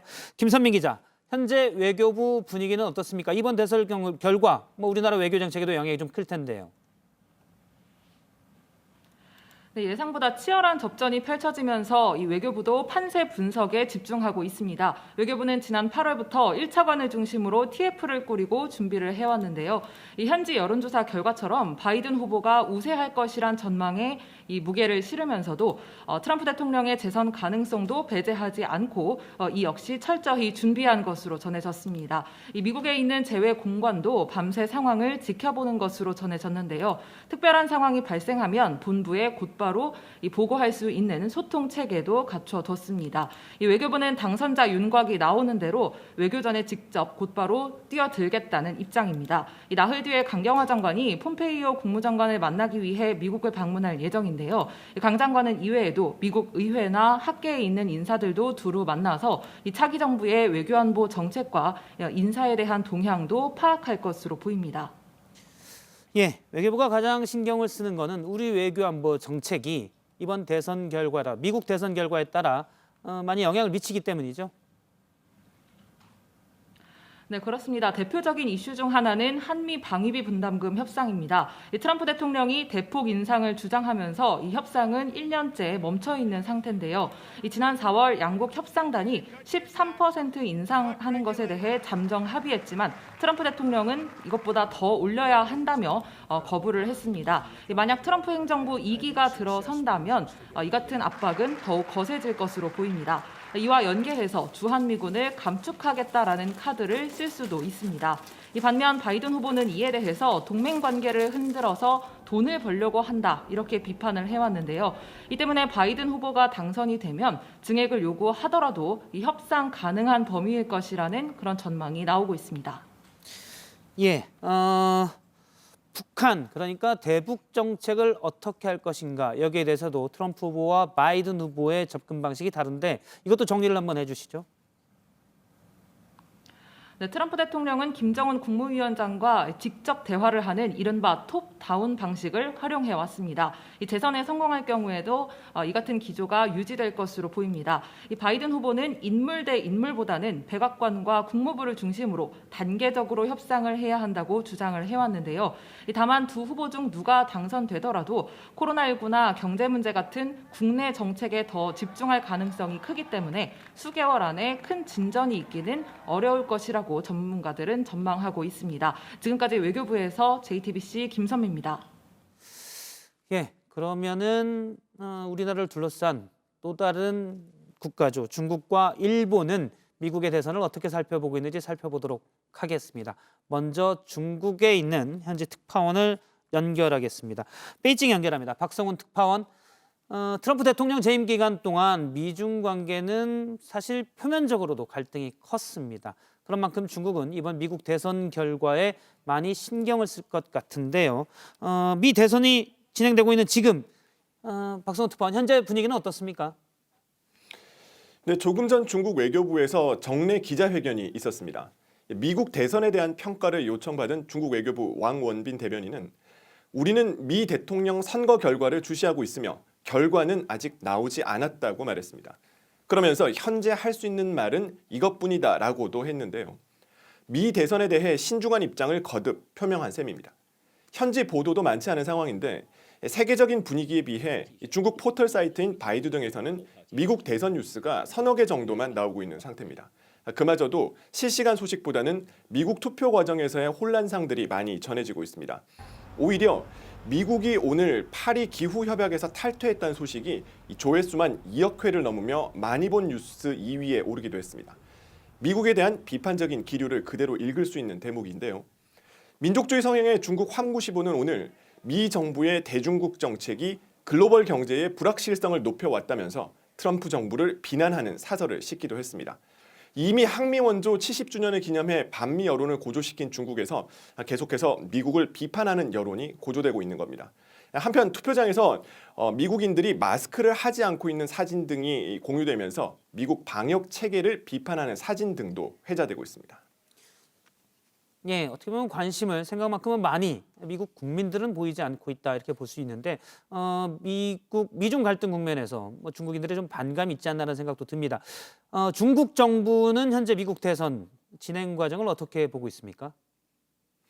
이 어떤 후보가 당선되더라도 중국 때리기가 지속될 것이라고 보고 대응책을 모색하고 있는 그런 상황입니다. 트럼프 행정부는 경제, 무역, 국방, 기술 분야 등 이 전례가 없을 정도로 전방위로 중국을 압박해왔습니다. 어제부터는 미국과 일본, 호주, 인도 등 이 쿼드 4개국이 인도양에서 합동 군사 훈련을 시작한 상황인데요. 바이든 후보 역시 민주당 강령에서 하나의 중국 원칙을 삭제하면서 대중 강경 기조 방침을 천명했습니다. 이 때문에 중국은 미 대선 결과에 상관없이 2035년까지 GDP를 2배 성장시킨다는 목표로 이 장기 발전 전략을 내세우면서 미국과 대립각을 세우고 있는 상태입니다. 예, 홍콩과 대만의 분위기도 좀 알아볼까요? 중국 본토와는 또 다를 것 같은데 어떻습니까? 네, 지난 6월 30일입니다. 이 보안법이 홍콩에서 실행됐는데 당시 일부 시위 세력들이 트럼프 대통령에 대한 지지 분위기를 표시하기도 했습니다. 트럼프 행정부의 반중 강경 정책이 홍콩 자유화에 긍정적인 영향을 줄 수 있다고 보기 때문입니다. 대만 역시 최근 미국으로부터 대거 무기 수입을 하는 등 미국과 협력을 강화하면서 대중 공세를 강화하고 있는데요. 그러다 보니 대만에서도 이 차기 대통령 당선자의 대중 정책에 촉각을 곤두세우고 있습니다. 예, 시진핑 중국 주석이 오늘 밤에 기자회견을 할 예정이라고 하던데 어떤 내용인가요? 네, 오늘 밤 9시인데요. 이 상하이에서 열리는 국제 수입 무역 박람회에서 화상으로 기조 연설을 할 예정입니다. 미 대선 이후에 첫 공식 연설이다 보니 미 대선 결과와 관련된 언급이 나올 수 있다는 관측이 나오고 있습니다. 일방주의와 보호주의를 앞세우는 미국을 비판하면서 동시에 중국과의 다자적 경제 협력을 강조하는 방향이 될 것으로 보입니다. 지금까지 베이징에서 JTBC 박성훈입니다. 예, 그러면 계속해서 이번에는 일본으로 가보겠습니다. 도쿄에 윤서령 특파원이 연결돼 있습니다. 윤 특파원, 일본은 지금 미국 대통령 선거를 어떤 관점에서 어떻게 보고 있나요? 네, 일본은 긴장 속에서 미 대선 과정을 지켜보고 있습니다. 이 아소타로 경제부총리는 미국 대통령은 세계에서 가장 힘이 있는 정상이다. 일본과의 방위, 경제 문제에서 관계가 깊은 나라이기 때문에 강한 관심을 가질 수밖에 없다라고 말했습니다. 일본 석간 신문들은 이 미 대선 대접전, 혼돈 등의 제목으로 일면 머릿 기사를 전하고 있습니다. TV들도 엎치락 뒤치락하는 이 개표 상황을 실시간으로 전하는 등 뜨거운 관심을 보이고 있습니다. 사실 전임 아베 총리는 트럼프 미국 대통령에게 상당히 가깝게 보이도록 하는 그런 행동을 많았는데 이번 대선 과정에서는 일본 정부가 상당히 신중한 입장이라고요. 네, 오늘 중의원 국회에 출석한 스가 요시히데 일본 총리는 결과를 예단하지 않겠다면서 말을 아꼈습니다. 정부 대변인인 가토 가스노부 관방 장관도 선거 결과와 그로 인해 일어날 수 있는 영향 등을 포함해 계속해서 높은 관심을 갖고 주시해 나가겠다고만 말을 했습니다. 우편 투표 등 변수가 많은 상황인 만큼 끝까지 결과를 지켜본 뒤에 축전을 보내는 등의 공식 입장을 밝힐 것으로 보입니다. 예, 대선 결과에 따라 일본의 태평양 안보 전략, 또 동북아 전략도 마찬가지고요. 또 일본 경제에 미치는 영향도 크게 될 것 같은데 어떻게 일본 사회에서는 지금 어떻게 보고 있습니까? 네, 오늘 오전 이 바이든 후보가 우세하다라는 소식이 전해지면서 일본 주식시장은 니케이 지수가 한때 500인 이상 급등하는 등 출렁이기도 했습니다. 재정 지출에 의한 경기 회복을 기대해서 투자자들이 몰렸기 때문입니다. 모테기 도시미츠 일본 외상은 최근 모임에서 누가 이기더라도 미국 제일주의의 흐름은 바뀌지 않을 것이라고 말했는데요. 이 안보 정책에 있어서는 미일 동맹을 중심으로 해서 자유롭고 열린 인도태평양 전략의 강화 그리고 납북자 문제 해결을 위해 지속적으로 연계해 나간다는 입장입니다. 예, 앞서도 잠깐 얘기했지만 아베 전 일본 총리는 트럼프 대통령이 지난 2016년 대선에서 당선되자마자 미국으로 갔지 않습니까? 그 후에도 상당히 돈독한 관계를 과시했었는데 스가 현 일본 총리는 어떻습니까? 네, 사실 스가 총리는 이 트럼프 대통령이 재선에 성공하더라도 처음부터 다시 관계를 맺어야 하는 그런 상황입니다. 당시 아베 총리가 외국 정상 중에서는 가장 먼저 트럼프를 만났지만 대통령이 취임도 하기 전에 만나는 건 관례에 어긋난다는 말도 많았습니다. 때문에 스가 총리는 누가 당선이 되더라도 전임자인 아베처럼 서두르지는 않을 것으로 보입니다. 연내 주요 7개국 정상회의를 계기로 만남을 추진하거나 대통령 취임이 완료된 1월 이후의 시점을 방미 시점으로 보고 있는 것으로 전해지고 있습니다. 지금까지 도쿄에서 JTBC 윤서령입니다. 예, 현재 외교부의 대응 방향 등 그리고 중국과 일본이 미국 대선을 지켜보는 시각 등을 좀 살펴봤습니다. 가장 큰 건 사실 우리나라에 어떤 영향을 미치냐죠. 먼저 그 전에 앞서서 현재 외신들은 지금 뭐 개표가 거의 종반에 있습니다. 대부분의 경합주도 개표가 마무리되고 있는 판인데요. 외신들은 미국 대선을 어떻게 평가하고 있는지 잠깐 정리를 해보겠습니다. 윤세민아 기자, 현재 어떻습니까? 현재 지금 AP에서 조금 전에 애리조나를 바이든 후보가 승리했다 이렇게 보도를 했습니다. 하지만 아직까지 CNN 같은 경우는 82% 개표 진행으로 어느 쪽 후보가 이겼다고 확정짓지 않았습니다. 물론 바이든 후보가 현재 한 3%포인트 정도 앞서고 있는 상황인데요. 그래서 애리조나 그 6개의 경합주 가운데는 애리조나를 바이든 후보가 가져갈 것으로 거의 확실시되고 있고 다른 지역 같은 경우 특히 북부의 러스트벨트 같은 경우는 말씀하신 대로 지금 개표가 중후반을 넘어서 각각 70%, 뭐 80%까지 개표가 진행 중인 상황인데 역시 마찬가지로 이 세 곳 모두 트럼프 대통령이 앞서고 있습니다. 예, 지금 얘기한 것 중에 위스콘신, 예를 들어서 10개 석이 있고요. 여기도 이제 바이든 후보가 가져와야 승리를 할 가능성이 높은 지역인데 80% 이상 개표됐는데 약 4%포인트 정도 차이가 나고 있습니다. 그러니까 트럼프 후보가 앞서 있는 상황입니다.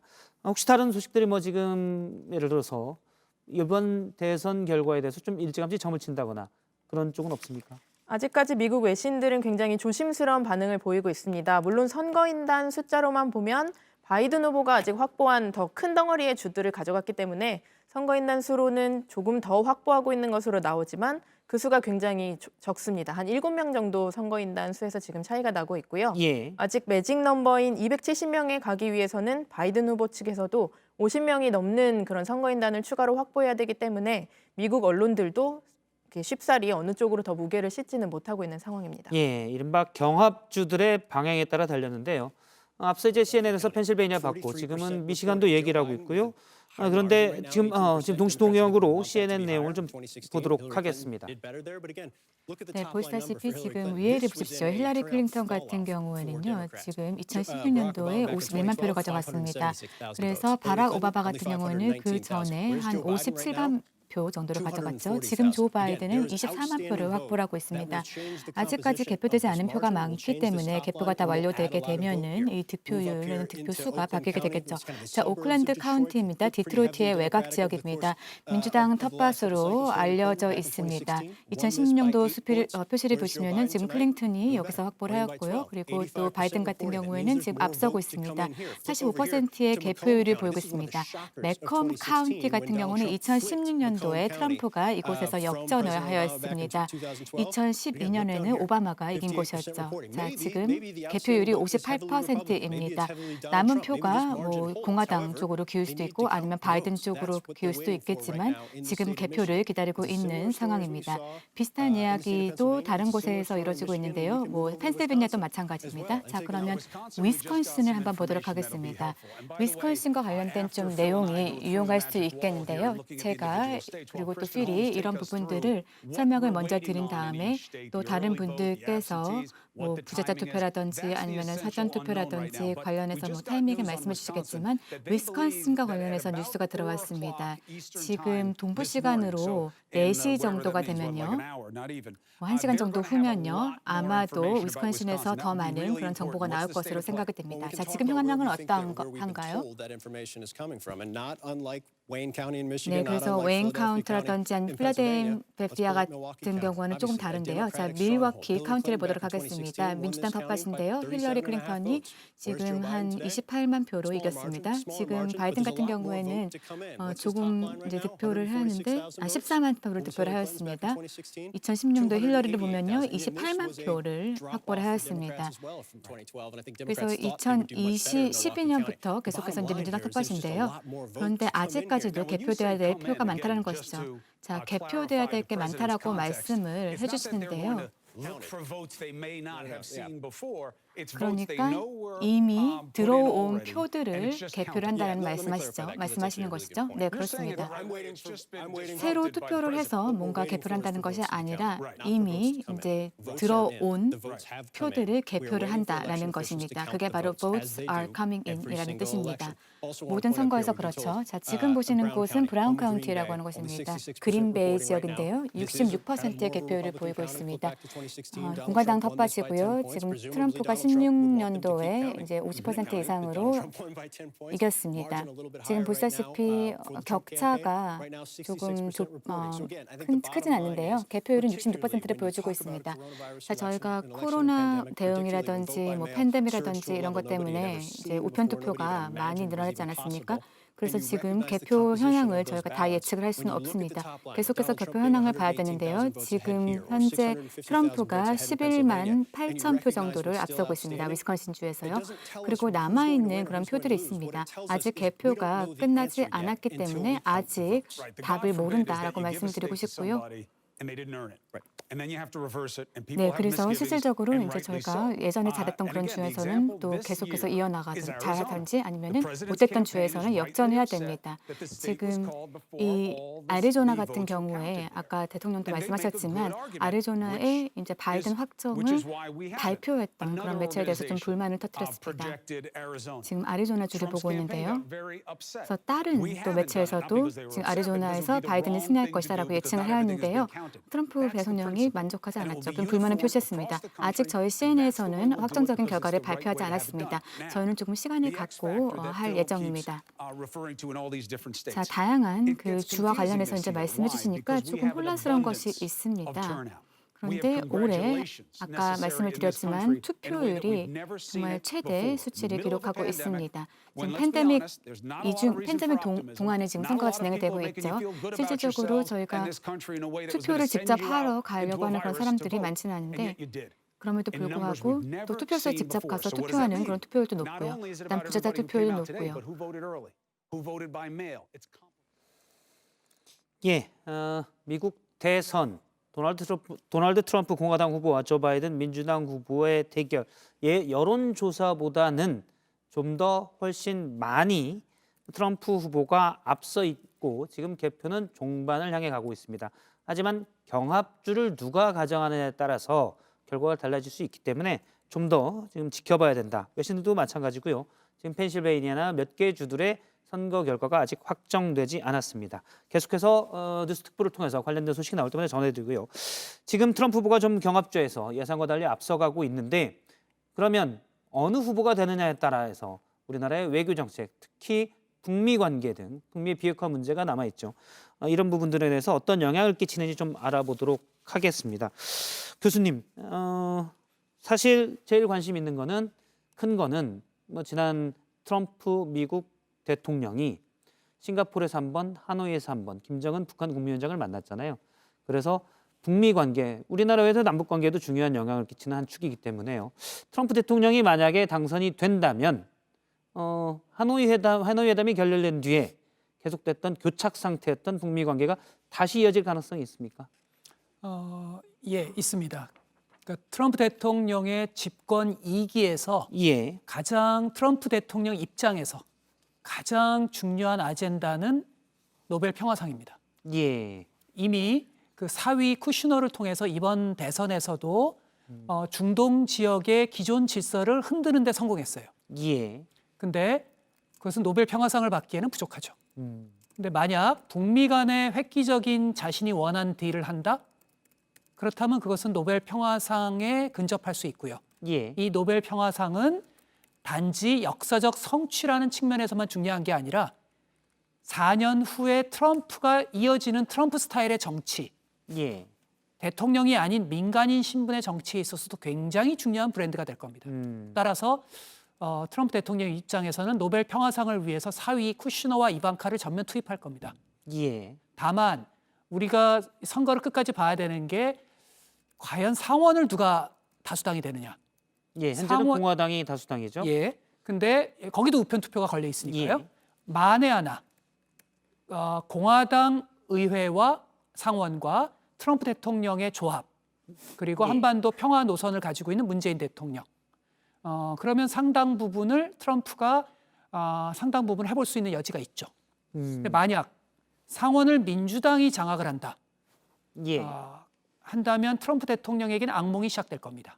민주당도 지금 하원의 경우는 현재 민주당이 장악하고 있고요. 이번에 네. 전체를 다 선거를 하고 있는데 전망으로서는 민주당이 다시 과반을 가져갈 것으로 많이 보고 있는데 그리고 조금 더 의석을 늘릴 겁니다. 그렇죠. 하원에서. 그런 전망이 많은데요. 근데 상원까지 만약 민주당이 가져가면 트럼프 미국 대통령이 만약 재선에 성공하더라도 북미 정책, 그러니까 대북 관계를 본인이 뜻하는 바로 끌고 갈 수 없을 것이다라는 말씀이시군요. 예. 그러니까 왜냐하면 어느 정도 딜은 성공할 겁니다. 예. 근데 북미 간의 최종적인 북미 수교, 평화협정 여기까지 가는데 결정적 장벽이 있습니다. 트럼프 대통령도 넘기 힘든 장벽이 인권이라는 이슈입니다. 예, 북한의 인권 상황이요. 그렇습니다. 인권이라는 이슈에서 김정은이 지금까지의 태도에서 조금 더 전향적으로 나아가지 않는다면 결국은 그 돌불에 걸려서 넘어질 가능성이 있습니다. 그걸 과연 트럼프 대통령이 인권에 관심이 없습니다. 트럼프 대통령이는 인권 문제가 걸림돌이 되지는 않지만 하노이에서도 보셨듯이 예. 미국은 대통령 혼자서 외교를 하는 나라는 아닙니다. 그래서 어느 정도 진전을 이루고 나서 다시 좌초되는 그런 가능성을 저는 유력하게 봅니다. 일각에서는 이런 시선도 있습니다. 그러니까 트럼프 미국 대통령이 TV 토론 연설에서도 얘기를 했듯이 본인의 가장 큰 업적 중에 하나를 북한 간의 냉전, 사실 냉전이 아닐 때도 있었죠. 거친 말들이 오갔던 것을 좀 진정시킨 것이다라고 했는데 재선에 만약 성공한다면 그 목적은 달성했기 때문에 비핵화 협상에서 좀 더 강경하게 나갈 가능성도 없지 않냐라는 시각도 있는데요. 지금 교수님께서는 트럼프 대통령이 본인이 노벨 평화상에 훨씬 관심이 있을 것이다라고 보는 거군요. 그거는 100대 1입니다. 예. 그러니까 트럼프 대통령의 가장 중요한 강조점은 피스메이킹을 해서 노벨 평화상을 받는 것. 근데 만약 이것이 뜻한 대로 되지 않는다면 예. 상황에 따라서는 그 가능성이 물을 건너간다면 초기에 보여줬던 굉장한 또 이제 좀 위험스러운 예. 상황도 얼마든지 가능하죠. 왜냐하면 우리가 싱가포르 하노이에서 봤듯이 트럼프 대통령은 어떤 일관된 전략을 가지고 움직이시는 분이 아니라 그때그때의 상황 논리, 그때그때의 본능에 따라 움직이기 때문에 예. 만약 피스메이킹으로 가는데 여러 가지 제재 문제가 풀리지 않다든지 인권이 풀리지 않는다? 그러면 급속하게 얼어붙을 수 있는 가능성도 우리가 결코 시나리오에서 배제할 수 없습니다. 배제할 수 없다라고 봐야 되겠고요. 그렇게 급속히 얼어붙었을 경우에 트럼프 대통령이 집무실에서 어떤 결정을 할지 그것은 대단히 아슬아슬한. 북한 입장에서 본다면 순전히 김정은 국무위원장의 입장에서 본다면 트럼프 미국 대통령을 이미 3번이나 만났기 때문에 좀 더 협상하기가 쉽다 이렇게도 볼 수 있을까요? 아니면 변덕스러운 기질 때문에 더 어렵다고 볼까요? 후자입니다. 그러니까 김정은 위원장은 하노이에서 굉장한 좌절감을 했거든요. 그러니까 영변이라는 자기 입장에서 자기 심장의 반쪽을 내주는 건데 딜에서 실패했거든요. 그러니까 트럼프를 자신이 가장 잘 알고 있다고 생각했고 트럼프의 자서전까지 연구했음에도 불구하고 트럼프 대통령이 1인 지상으로서 상당 부분 돌파를 할 줄 기대했는데 돌불이에 걸려 넘어진 거란 말이에요. 영변 가지고 해결이 안 된 거죠. 그러니까 그런 점에서 굉장한 좌절감이 있죠. 그래서 이번에 김정은이 만약 영변 플러스 알파를 내놓는다면 일정 부분 진전은 될 겁니다. 예. 그거는 트럼프 대통령 입장에서도 미국 유권자들을 설득할 수가 있죠. 사실 하노이 회담에서는 영변 폐쇄를 얘기했지만 협상 카드가 미국 측에는 되지가 않았지요. 그렇습니다. 예. 하지만 이제 플러스 알파를 내놓는다면 진전이 있을 수도 있다는 말씀이시죠. 진전은 있을 수 있는데 과연 최종적인 해결일까? 그건 저는 회의적입니다. 왜냐하면 트럼프 대통령이든 혹은 바이든이 당선되든 결국은 북미 수교 정도까지 가려면 전체적인 일정표, 그다음에 북한의 핵시설에 대한 신고 문제가 결국은 중간에 어느 시점에서 해결이 돼야 되거든요. 과연 이 문제에 있어 김정은이 트럼프와 미국의 의회를 그리고 트럼프의 이후 이어지는 4년 후의 정권을 그게 연속된다고 믿을 수 있을까? 굉장히 많은 암초와 변수가 지금 도사리고 있습니다. 이른바 폼페이오 미 국무장관이 언급했던 CVID까지 가야 되는데 난관이 많은 긴 여정이 될 거라는 해석으로 듣겠습니다. 만약에 지금 뭐 선거가 확정되지 않았기 때문에요. 조 바이든 민주당 후보가 당선된다면 북미 관계는 어떨까요? 트럼프 대통령 경우보다 단기적으로는 더 어려울 겁니다. 예. 뭐 그럼 우리가 모두가 다 예상하다시피 바이든 대통령은 본인이 제왕적 대통령으로서 결정하는 스타일이 아니라 임명할 국무장관의 어떤 헤게모니를 인정할 테고요. 차근차근 밑에서부터 실무자들이 전체적인 로드맵을 만들어가면서 할 겁니다. 그럼 시간이 좀 걸리죠. 그 시간이 걸리는 과정에서 김정은 입장에선 참기가 어렵죠. 그러면 벼랑 끝 전술을 통해서 이란 혹은 다른 곳이 아니라 북한의 주목을 끌기 위한 도발을 할 가능성도 있는 거죠. 그럴 경우에 단기적으로는 냉각기로 가는 거죠. 그러나 어쨌든 바이든의 참모들 같은 경우도 단계적 해법에 대해서 실용주의자들이 많이 그 참모진으로 구성을 하고 있기 때문에 그리고 부통령인 해리스 부통령도 굉장히 실용주의자이고 해리스 후보예요. 현재는 후보죠. 현재는 후보죠. 그런 점에서 중기적으로 보면 일정 정도 딜을 상당 부분 시도할 수 있는 여지는 있습니다.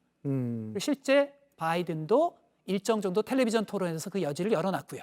일단 북한이 핵 능력을 축소하는 데 동의하면 북한과 대화를 할 수 있다라고 그렇습니다. 대선 연설에서 TV 토론에서 얘기를 했죠. 그렇습니다. 그러나 바이든도 중장기적으로는 쉽지는 않은 게 민주당의 가치 외교를 하는 정당이 민주당입니다. 그래서 아까 말씀드린 것처럼 인권이란 부분에서 김정은이 일정 정도의 전향적 제스처가 나올 수 있다.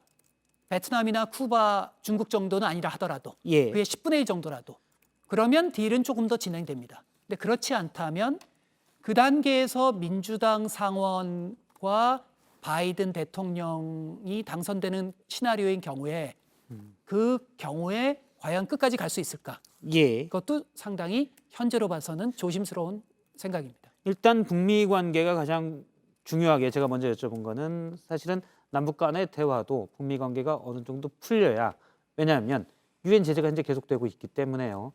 지금 이인영 통일부 장관이 계속 남북 대화를 추진하지만 사실은 그 유엔 제재라는 큰 틀 때문에 어려움이 있는 것도 사실이잖아요. 그렇습니다. 북미 관계가 좀 풀려야 되는데 일단 대화를 하는 데는 현재로서 우리 북미 대화 입장만 놓고 보면 대화 자체의 소통의 크기만 놓고 본다면 트럼프 후보가 더 우리 유리할 수 있다라고 볼 수도 있겠군요. 뭐 양면성이 다 있습니다. 그러니까 우리 대통령님과의 어떤 영어로 얘기하면 케미, 그러니까 화학적 어떤 그 DNA의 일치라고 본다면 바이든과의 조합도 나쁘지 않습니다. 둘 다 실용주의자고 한반도 평화 번영에 대한 그리고 한미동맹주의자고 그 점에서는 대화가 잘 될 수 있는 여지도 상당히 많이 있습니다. 지금 말씀하신 부분을 놓고 보면 그러니까 북미 대화를 뺀 나머지 부분들을 놓고 본다면 일단 방위비 협상 트럼프 현 미국 대통령은 계속 동맹국인 한미동맹으로서 우리가 미국의 큰 동맹이지만 주한미군 주둔이나 여러 가지 훈련 비용까지 다 내라. 그래서 계속 안 되고 있잖아요. 이것도 계속 어려울 가능성이 크지 않습니까? 어려울 겁니다. 뭐 6조 정도 이제 트럼프 대통령이 사업가 스타일로 크게 블러핑을 했었지 않습니까? 거의 6배의 그러한 행태가 앞으로도 지속될 가능성이 높고요. 트럼프 대통령은 한 단어로 규정하자면 거래적 대통령입니다. 모든 인생을 부동산 거래로 보시는 분이기 때문에 한미 방위비 분담 협상은 대단히 어려워질 겁니다. 왜냐하면 이분 입장에서는 선거를 걱정할 일도 없어요. 오직 역사 속에서 본인의 성취만이 남아있죠. 그 점에서 본인이 우방국을 상대로 큰 딜, 빅딜을 성공했다라는 건 대단히 유권자들, 특히 집토끼들에게는 대단히 어필하는 요소죠. 그 점에서는 상당히 어려워질 가능성이 있고요. 뭐 바이든 경우는 만약 바이든 후보가 된다면요? 철저한 한미동맹주의자니까 그러니까 바이든은 나토 그리고 아시아에서의 한국, 일본과 같은 동맹과의 유대감, 가치의 점 이런 걸 굉장히 강조하기 때문에 예. 방위비 분담 협상은 실용주의적으로 타결이 될 겁니다. 그리고 주한미군의 성급한 철구는 진행되지 않을 겁니다. 왜냐하면 중국 견제에 대해서 민주당도 상당한 의지가 있기 때문에요. 예. 그러나 북미 관계들의 속도는 상당히 늦어질 가능성, 교착 상태가 될 가능성도 상당히 높은 점에서 양면이 있는 거죠. 예. 사실 전통적인 우방, 미국 입장에서 봤을 때 또 동맹국들이 있는데 유럽연합과의 관계도 그렇고 트럼프 미국 대통령은 기존의 미국의 대통령, 리더와는 다른 모습을 보였죠. 그러니까 미국 우선주의 전략을 많이 채택하면서 갈등이 많이 있었습니다. 만약에 재선에 성공한다면 이런 부분들이 다시 심화될 가능성도 배제할 수는 없겠군요. 심화될 겁니다. 예. 그러니까 처음에 트럼프 대통령이 당선됐을 때 미국의 대통령제 학자들 중에서 상당히 많은 수가 원래 선거 캠페인은 강경하게 가도 예. 거버넌스, 통치를 할 때는 누구나 중도적으로 가는 물리학 법칙을 피할 수는 없어. 트럼프는 피했죠. 예. 처음서부터 끝까지 일관되게 지금 선거 캠페인조차도 중도층에게 소구하지 않았습니다.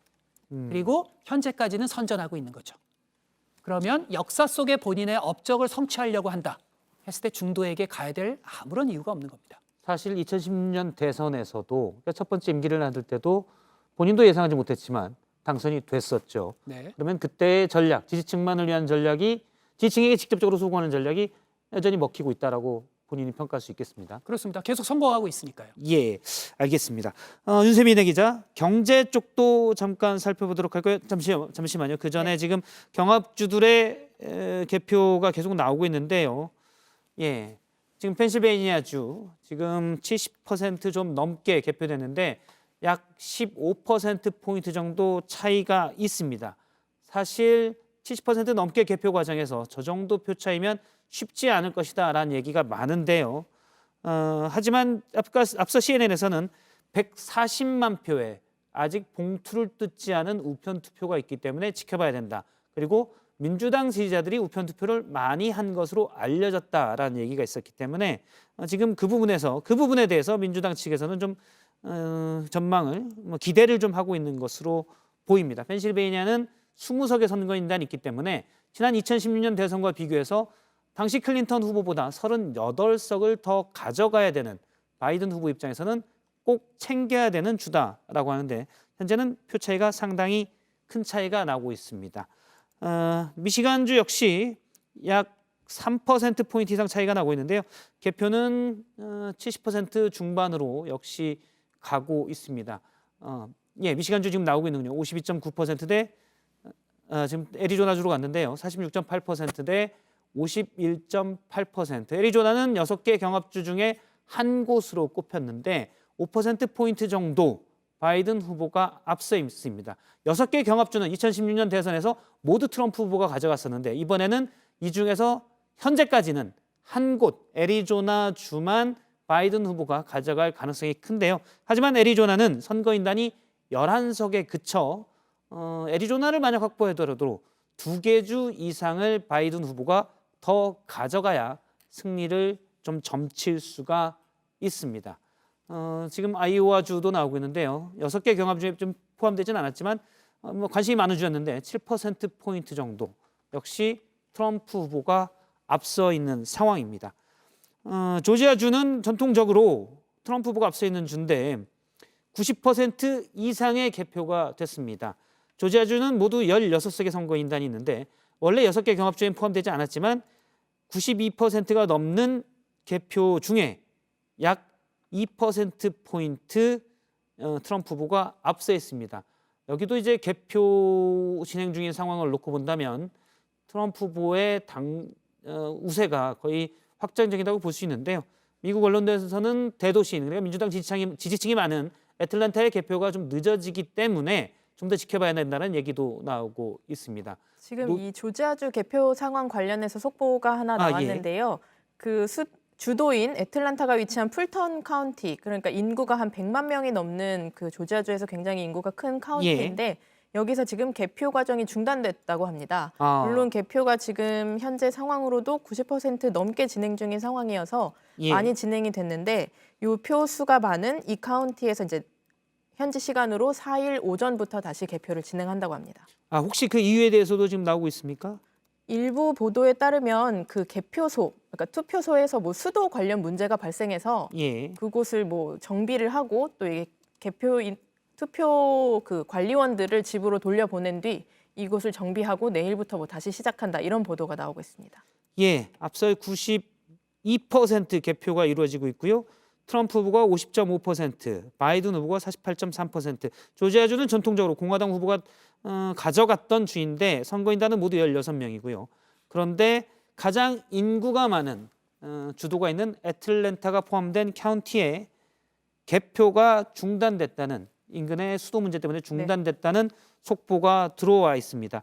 물론 개표가 이제 8%밖에 남진 않았어요. 그런데 이제 애틀랜타 쪽에 개표가 안 돼서 이쪽은 민주당 지지가 많았고요. 네, 그럴 수 있습니다. 어떻게 될지 모른다. 앞서 바이든 후보가 조지아주도 언급을 하긴 했습니다. 우리가 이길 수 있다는 쪽으로 언급을 하긴 했었는데 개표가 중단됐기 때문에 만약 이러면은 실제 미국 대선 결과를 뭐 예를 들어서 펜실베니아도 6일까지 사전 투표를 알아본다면 확정 짓기가 상당히 늦어질 가능성도 있겠네요. 네, 그렇습니다. 말씀하신 것처럼 펜실베니아도 앞으로 남은 그 나흘 동안 계속해서 그 140만 표의 우편 투표 용지가 들어올 수 있고요.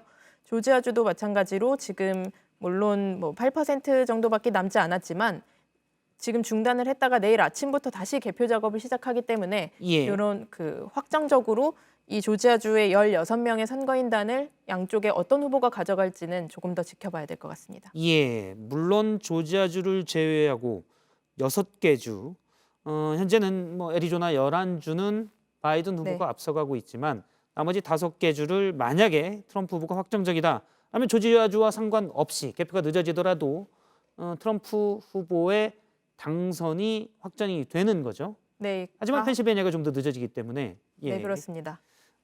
지금 상황을 보면 펜실베니아가 74% 개표를 보이고 있는데요. 표 차이는 약 13% 조금 안 되게 13%포인트 좀 안 되게 트럼프가 앞서고 있습니다. 만약에 개표가 좀 더 진행이 돼서 이 13%포인트를 바이든 후보가 앞서지 못할 정도가 됐다라면 이제 확정이 되는 건데 그것도 좀 더 상황을 지켜봐야 되겠고요. 네. 예, 알겠습니다. 지금 이번 사실 선거 과정에서 미국도 이제 국민 통합이 누가 대통령이 되든 가장 먼저 해야 될 일을 할 정도로 양쪽 진영의 대립이 심했지 않습니까? 그래서 지금 애틀랜타에서 보듯이 개표가 중단되는 것, 뭐 갈등이 커지면 선거 불복 가능성도 크기 때문에 보다 더 확실히 하자는 것으로 볼 수가 있겠네요. 그렇습니다.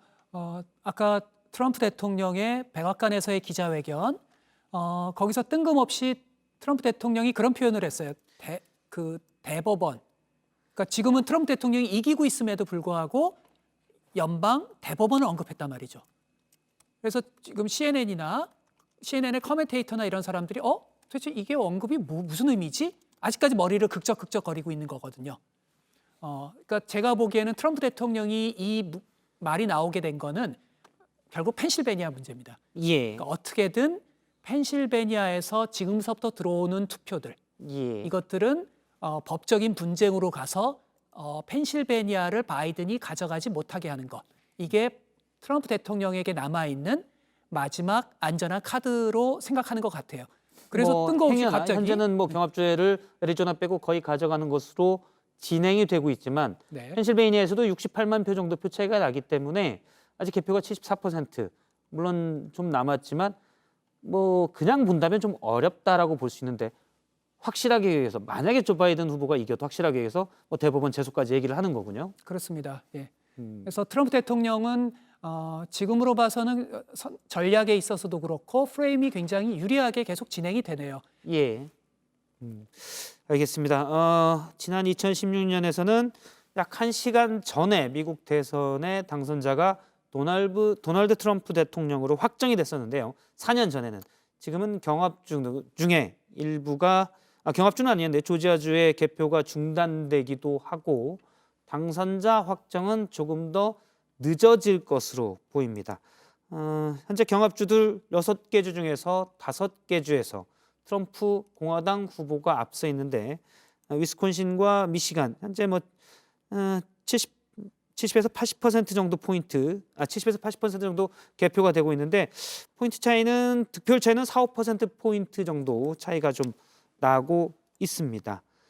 예, 펜실베이니아의 경우 현재 남은 표는 110만 표 정도인데요. 이 중에 트럼프 후보가 68만 표 정도를 앞서고 있습니다. 110만 표가 남았는데 68만 표를 앞서 있어서 바이든 후보가 20석에 있는 펜실베이니아를 이기려면 남은 표 중에 상당수를 가져가야 되는, 그러니까 약 70% 이상을 가져가야 되는 상황입니다. 하지만 우편 투표가 좀 늦게 개표가 된다고 해서 아직은 좀 더 지켜봐야 되는 상황이고요. 네, 윤세민아 기자, 그러면 두 후보 중에 트럼프 후보와 바이든 후보 중에 누가 됐을 때 경제에 미치는 영향은 어떤지 좀 짚어볼까요? 만일 트럼프 후보가 당선이 된다, 뭐 우리나라의 한미 관계에서 경제랄지 어떻습니까? 네, 아무래도 무역이 차지하는 비중이 우리나라가 크다 보니까 미국 대통령이 누가 되느냐에 따라서 그 무역의 어떤 우리 경제에 미치는 영향도 작지 예. 않은데요. 특히 대중국 수출에 우리가 많이 기대고 있기 때문에 미중 무역 분쟁이 앞으로 어떻게 갈 것인가, 여기에 관심이 쏠릴 수밖에 없을 것 같습니다. 최근에 한국은행도 이런 부분에 대해서 분석을 해서 좀 보고서를 내놨는데, 트럼프 대통령이 다시 한번 당선이 될 경우 미국 우선주의 이거를 계속 내세울 거기 때문에 미중 무역 갈등 같은 마찰이 더 확대될 것으로 봤고요. 좀 더 구체적으로는 또 바이든 후보가 당선될 경우 한국의 수출 증가율이 연평균 최대 2.2%포인트까지 늘어날 수 있을 거라고 그렇게 분석을 했습니다. 예, 만약에 바이든 후보가 된다면 어떻게 될까요? 네, 제가 방금 마지막 말씀드린 예. 부분이 바이든 후보가 당선될 경우 그 미중 무역 갈등이 해소되고 한국의 대중국 수출이 늘어날 것이다, 이런 분석입니다. 사실 이제 미중 갈등 어떻게 보면 역시 다른 나라 얘기지만 우리나라는 미국이 정통적으로 강력한 한미 동맹의 대상이고요. 중국은 최대 무역국이기 때문에 네. 우리나라에도 사실은 미국과 중국이 계속 갈등을 벌이면 안 좋지 않습니까? 네, 사실 굉장히 직접적인 영향을 미친다고도 볼 수 있습니다. 우리나라가 직접 낀 분쟁은 아니지만 워낙에 뭐 우리나라의 대중 수출 비중이 높고 또 직접 관계된 산업들이 많기 때문에 미중 무역 갈등이 계속될수록 우리나라의 뭐 중국 수출도 줄어들 뿐만 아니라 주식 시장에도 굉장히 큰 영향을 미쳤었습니다. 예, 사실 뭐 만약에 미중 갈등, 교수님께 여쭤보면 미중 갈등이 됐을 때 우리나라는 중간에 낀 상태가 돼서요, 어느 쪽만 대놓고 편들기도 어려운 상황이기 때문에 특히 트럼프 대통령일 때는 뭐 중국과의 갈등이 좀 안에뿐만 아니라 표면적으로도 많이 났었잖아요. 그렇습니다. 근데 이제 바이든 후보가 당선되는 경우에도 쉽지는 않습니다.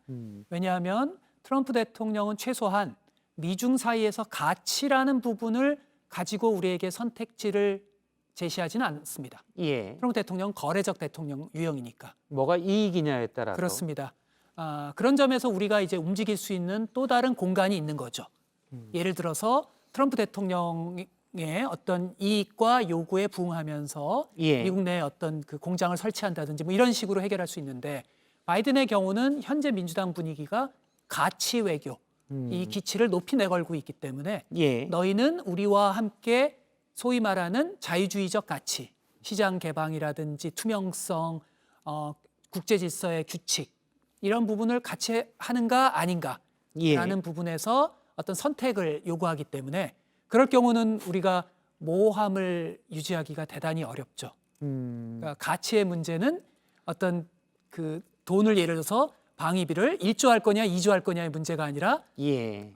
법적 질서를 따르느냐 아니냐라고 하는 예. 그런 이슈니까요. 사실 중국으로서는 그렇게 따지면 트럼프 후보에게는 실용적인, 어떻게 보면 주고받기가 잘 되면 되지만 어떤 체제나 가치의 문제로 연결되면 바이든 후보가 더 어려울 수 있다라는 그렇습니다. 말씀으로. 예.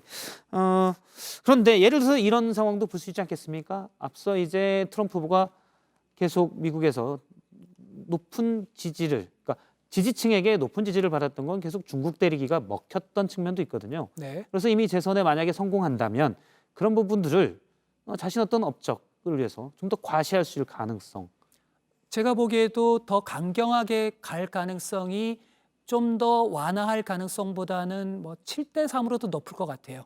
어떻게 보면 중국 때리기가 만약 승리한다면 승리의 한 원인일 수도 있고 계기가 될 수도 있는 부분도 있고요. 그리고 특히 이제 더 이상 선거가 없지 않습니까? 예. 트럼프 대통령에게는. 선거가 없기 때문에 아이오와라든지 자신의 집토끼들, 예. 특히 자신을 열정적으로 지지하는 농부들이나 이런 분들에게 미중 협상 과정에서 이분들이 피해를 보게 되면 그건 자신이 선거에서 불리해지거든요. 그런데 이제 선거라는 어떤 변수가 없어지면 예. 자신들의 심지어 집토끼들의 눈치를 볼 필요도 없고 훨씬 더 중국을 상대로 굉장히 난폭한 공세적인 것을 갖더라도 정치적으로 크게 잃어버릴 일이 예. 없는 거예요. 정치가에게 가장 중요한 건 선거 아닌 건데 뭐 재선에 성공하면 그다음 선거는 없기 때문에. 네. 예. 그래서 사실은 이번에 아이오와라든지 이런 데서도 사실은 트럼프 대통령이 고전할 것이라고 예상을 했던 몇 가지 이유 중에 하나가 미중 무역 갈등이 결코 트럼프의 집토끼들에게 유리하지만은 않았거든요. 예. 근데 지금 뚜껑을 열어보니까 생각보다 트럼프가 거의 선전하고 있는 건 아무래도 미국의 유권자들의 상당수는 중국을 상대로 미국의 강경한 이익을 옹호하는 어떤 그러한 개념, 그런 이미지를 가진 트럼프의 손을 들어줬다고 볼 수 있죠. 예. 그런 점에서 앞으로 트럼프 대통령이 재선된다면 중국 입장에서는 굉장히 어려운 협상의 위치에서 예. 이제 직면할 테고요. 앞으로 상당히 국제 질서에 또 파란이 또 올 가능성이 상당히 높습니다. 그렇군요. 지금 상당히 현재 시간이 갈수록 뭐 개표가 좀 더 진행이 되면서 순수하게 가능성만 놓고 본다면 트럼프 후보의 당선 가능성이 점점 더 높아지고 있는 것은 사실입니다. 예를 들어서 뭐 경합주는 아니었지만요. 득표 차이가 많지 않았던 노스캐롤라이나의 경우도 지금 노스캐롤라이나의 경우에도 지금 많은 부분들을 바이든 후보가 가져가야 뒤집을 수 있는 경우가 되고 있는데요. 자, CNN 상황 잠깐 보도록 하겠습니다. 저희가 지금 현재로서는요, 우편 투표가 워낙 많기 때문에 저희가 기다려야 합니다. 우편 투표를 전부 집계를 했을 때 어떻게 결과가 나올지를 봐야 되는 상황인 거죠. 자, 여기서 한번 제가 설명을 드리겠습니다. 왜 미시간, 위스콘신이 중요한가 말씀을 드리겠습니다. 물론 펜실베니아도 굉장히 중요하지만은요, 펜실베니아는 저희가 어느 정도는 읽을 수 있을 것 같아서요. 일단 조 바이든이 아리조나에서 우세를 보이고 있고 네바다에서도 우세입니다. 그리고 하와이에서도 우세이죠. 메인에서도 우세를 보이고 있습니다. 그리고 메인의 제2 하원 의원 선거구를 보면은요. 지금 보시는 것처럼 이 정도의 244개의 선거인단을 가져올 수 있고요. 그리고 트럼프 대통령이 저희가 앞으로 이렇게 될 것이라고 예측을 해서 바꿔보면은요. 조 바이든 전 부통령이 244개, 그리고 트럼프 대통령이 231개의 선거인단을 가져올 수가 있습니다. 자, 그러면은 앞으로 대선은 어떻게 종료가 될 것인가 봐야죠. 만약에 트럼프 대통령이 펜실베니아를 이긴다면 어떨까요? 네.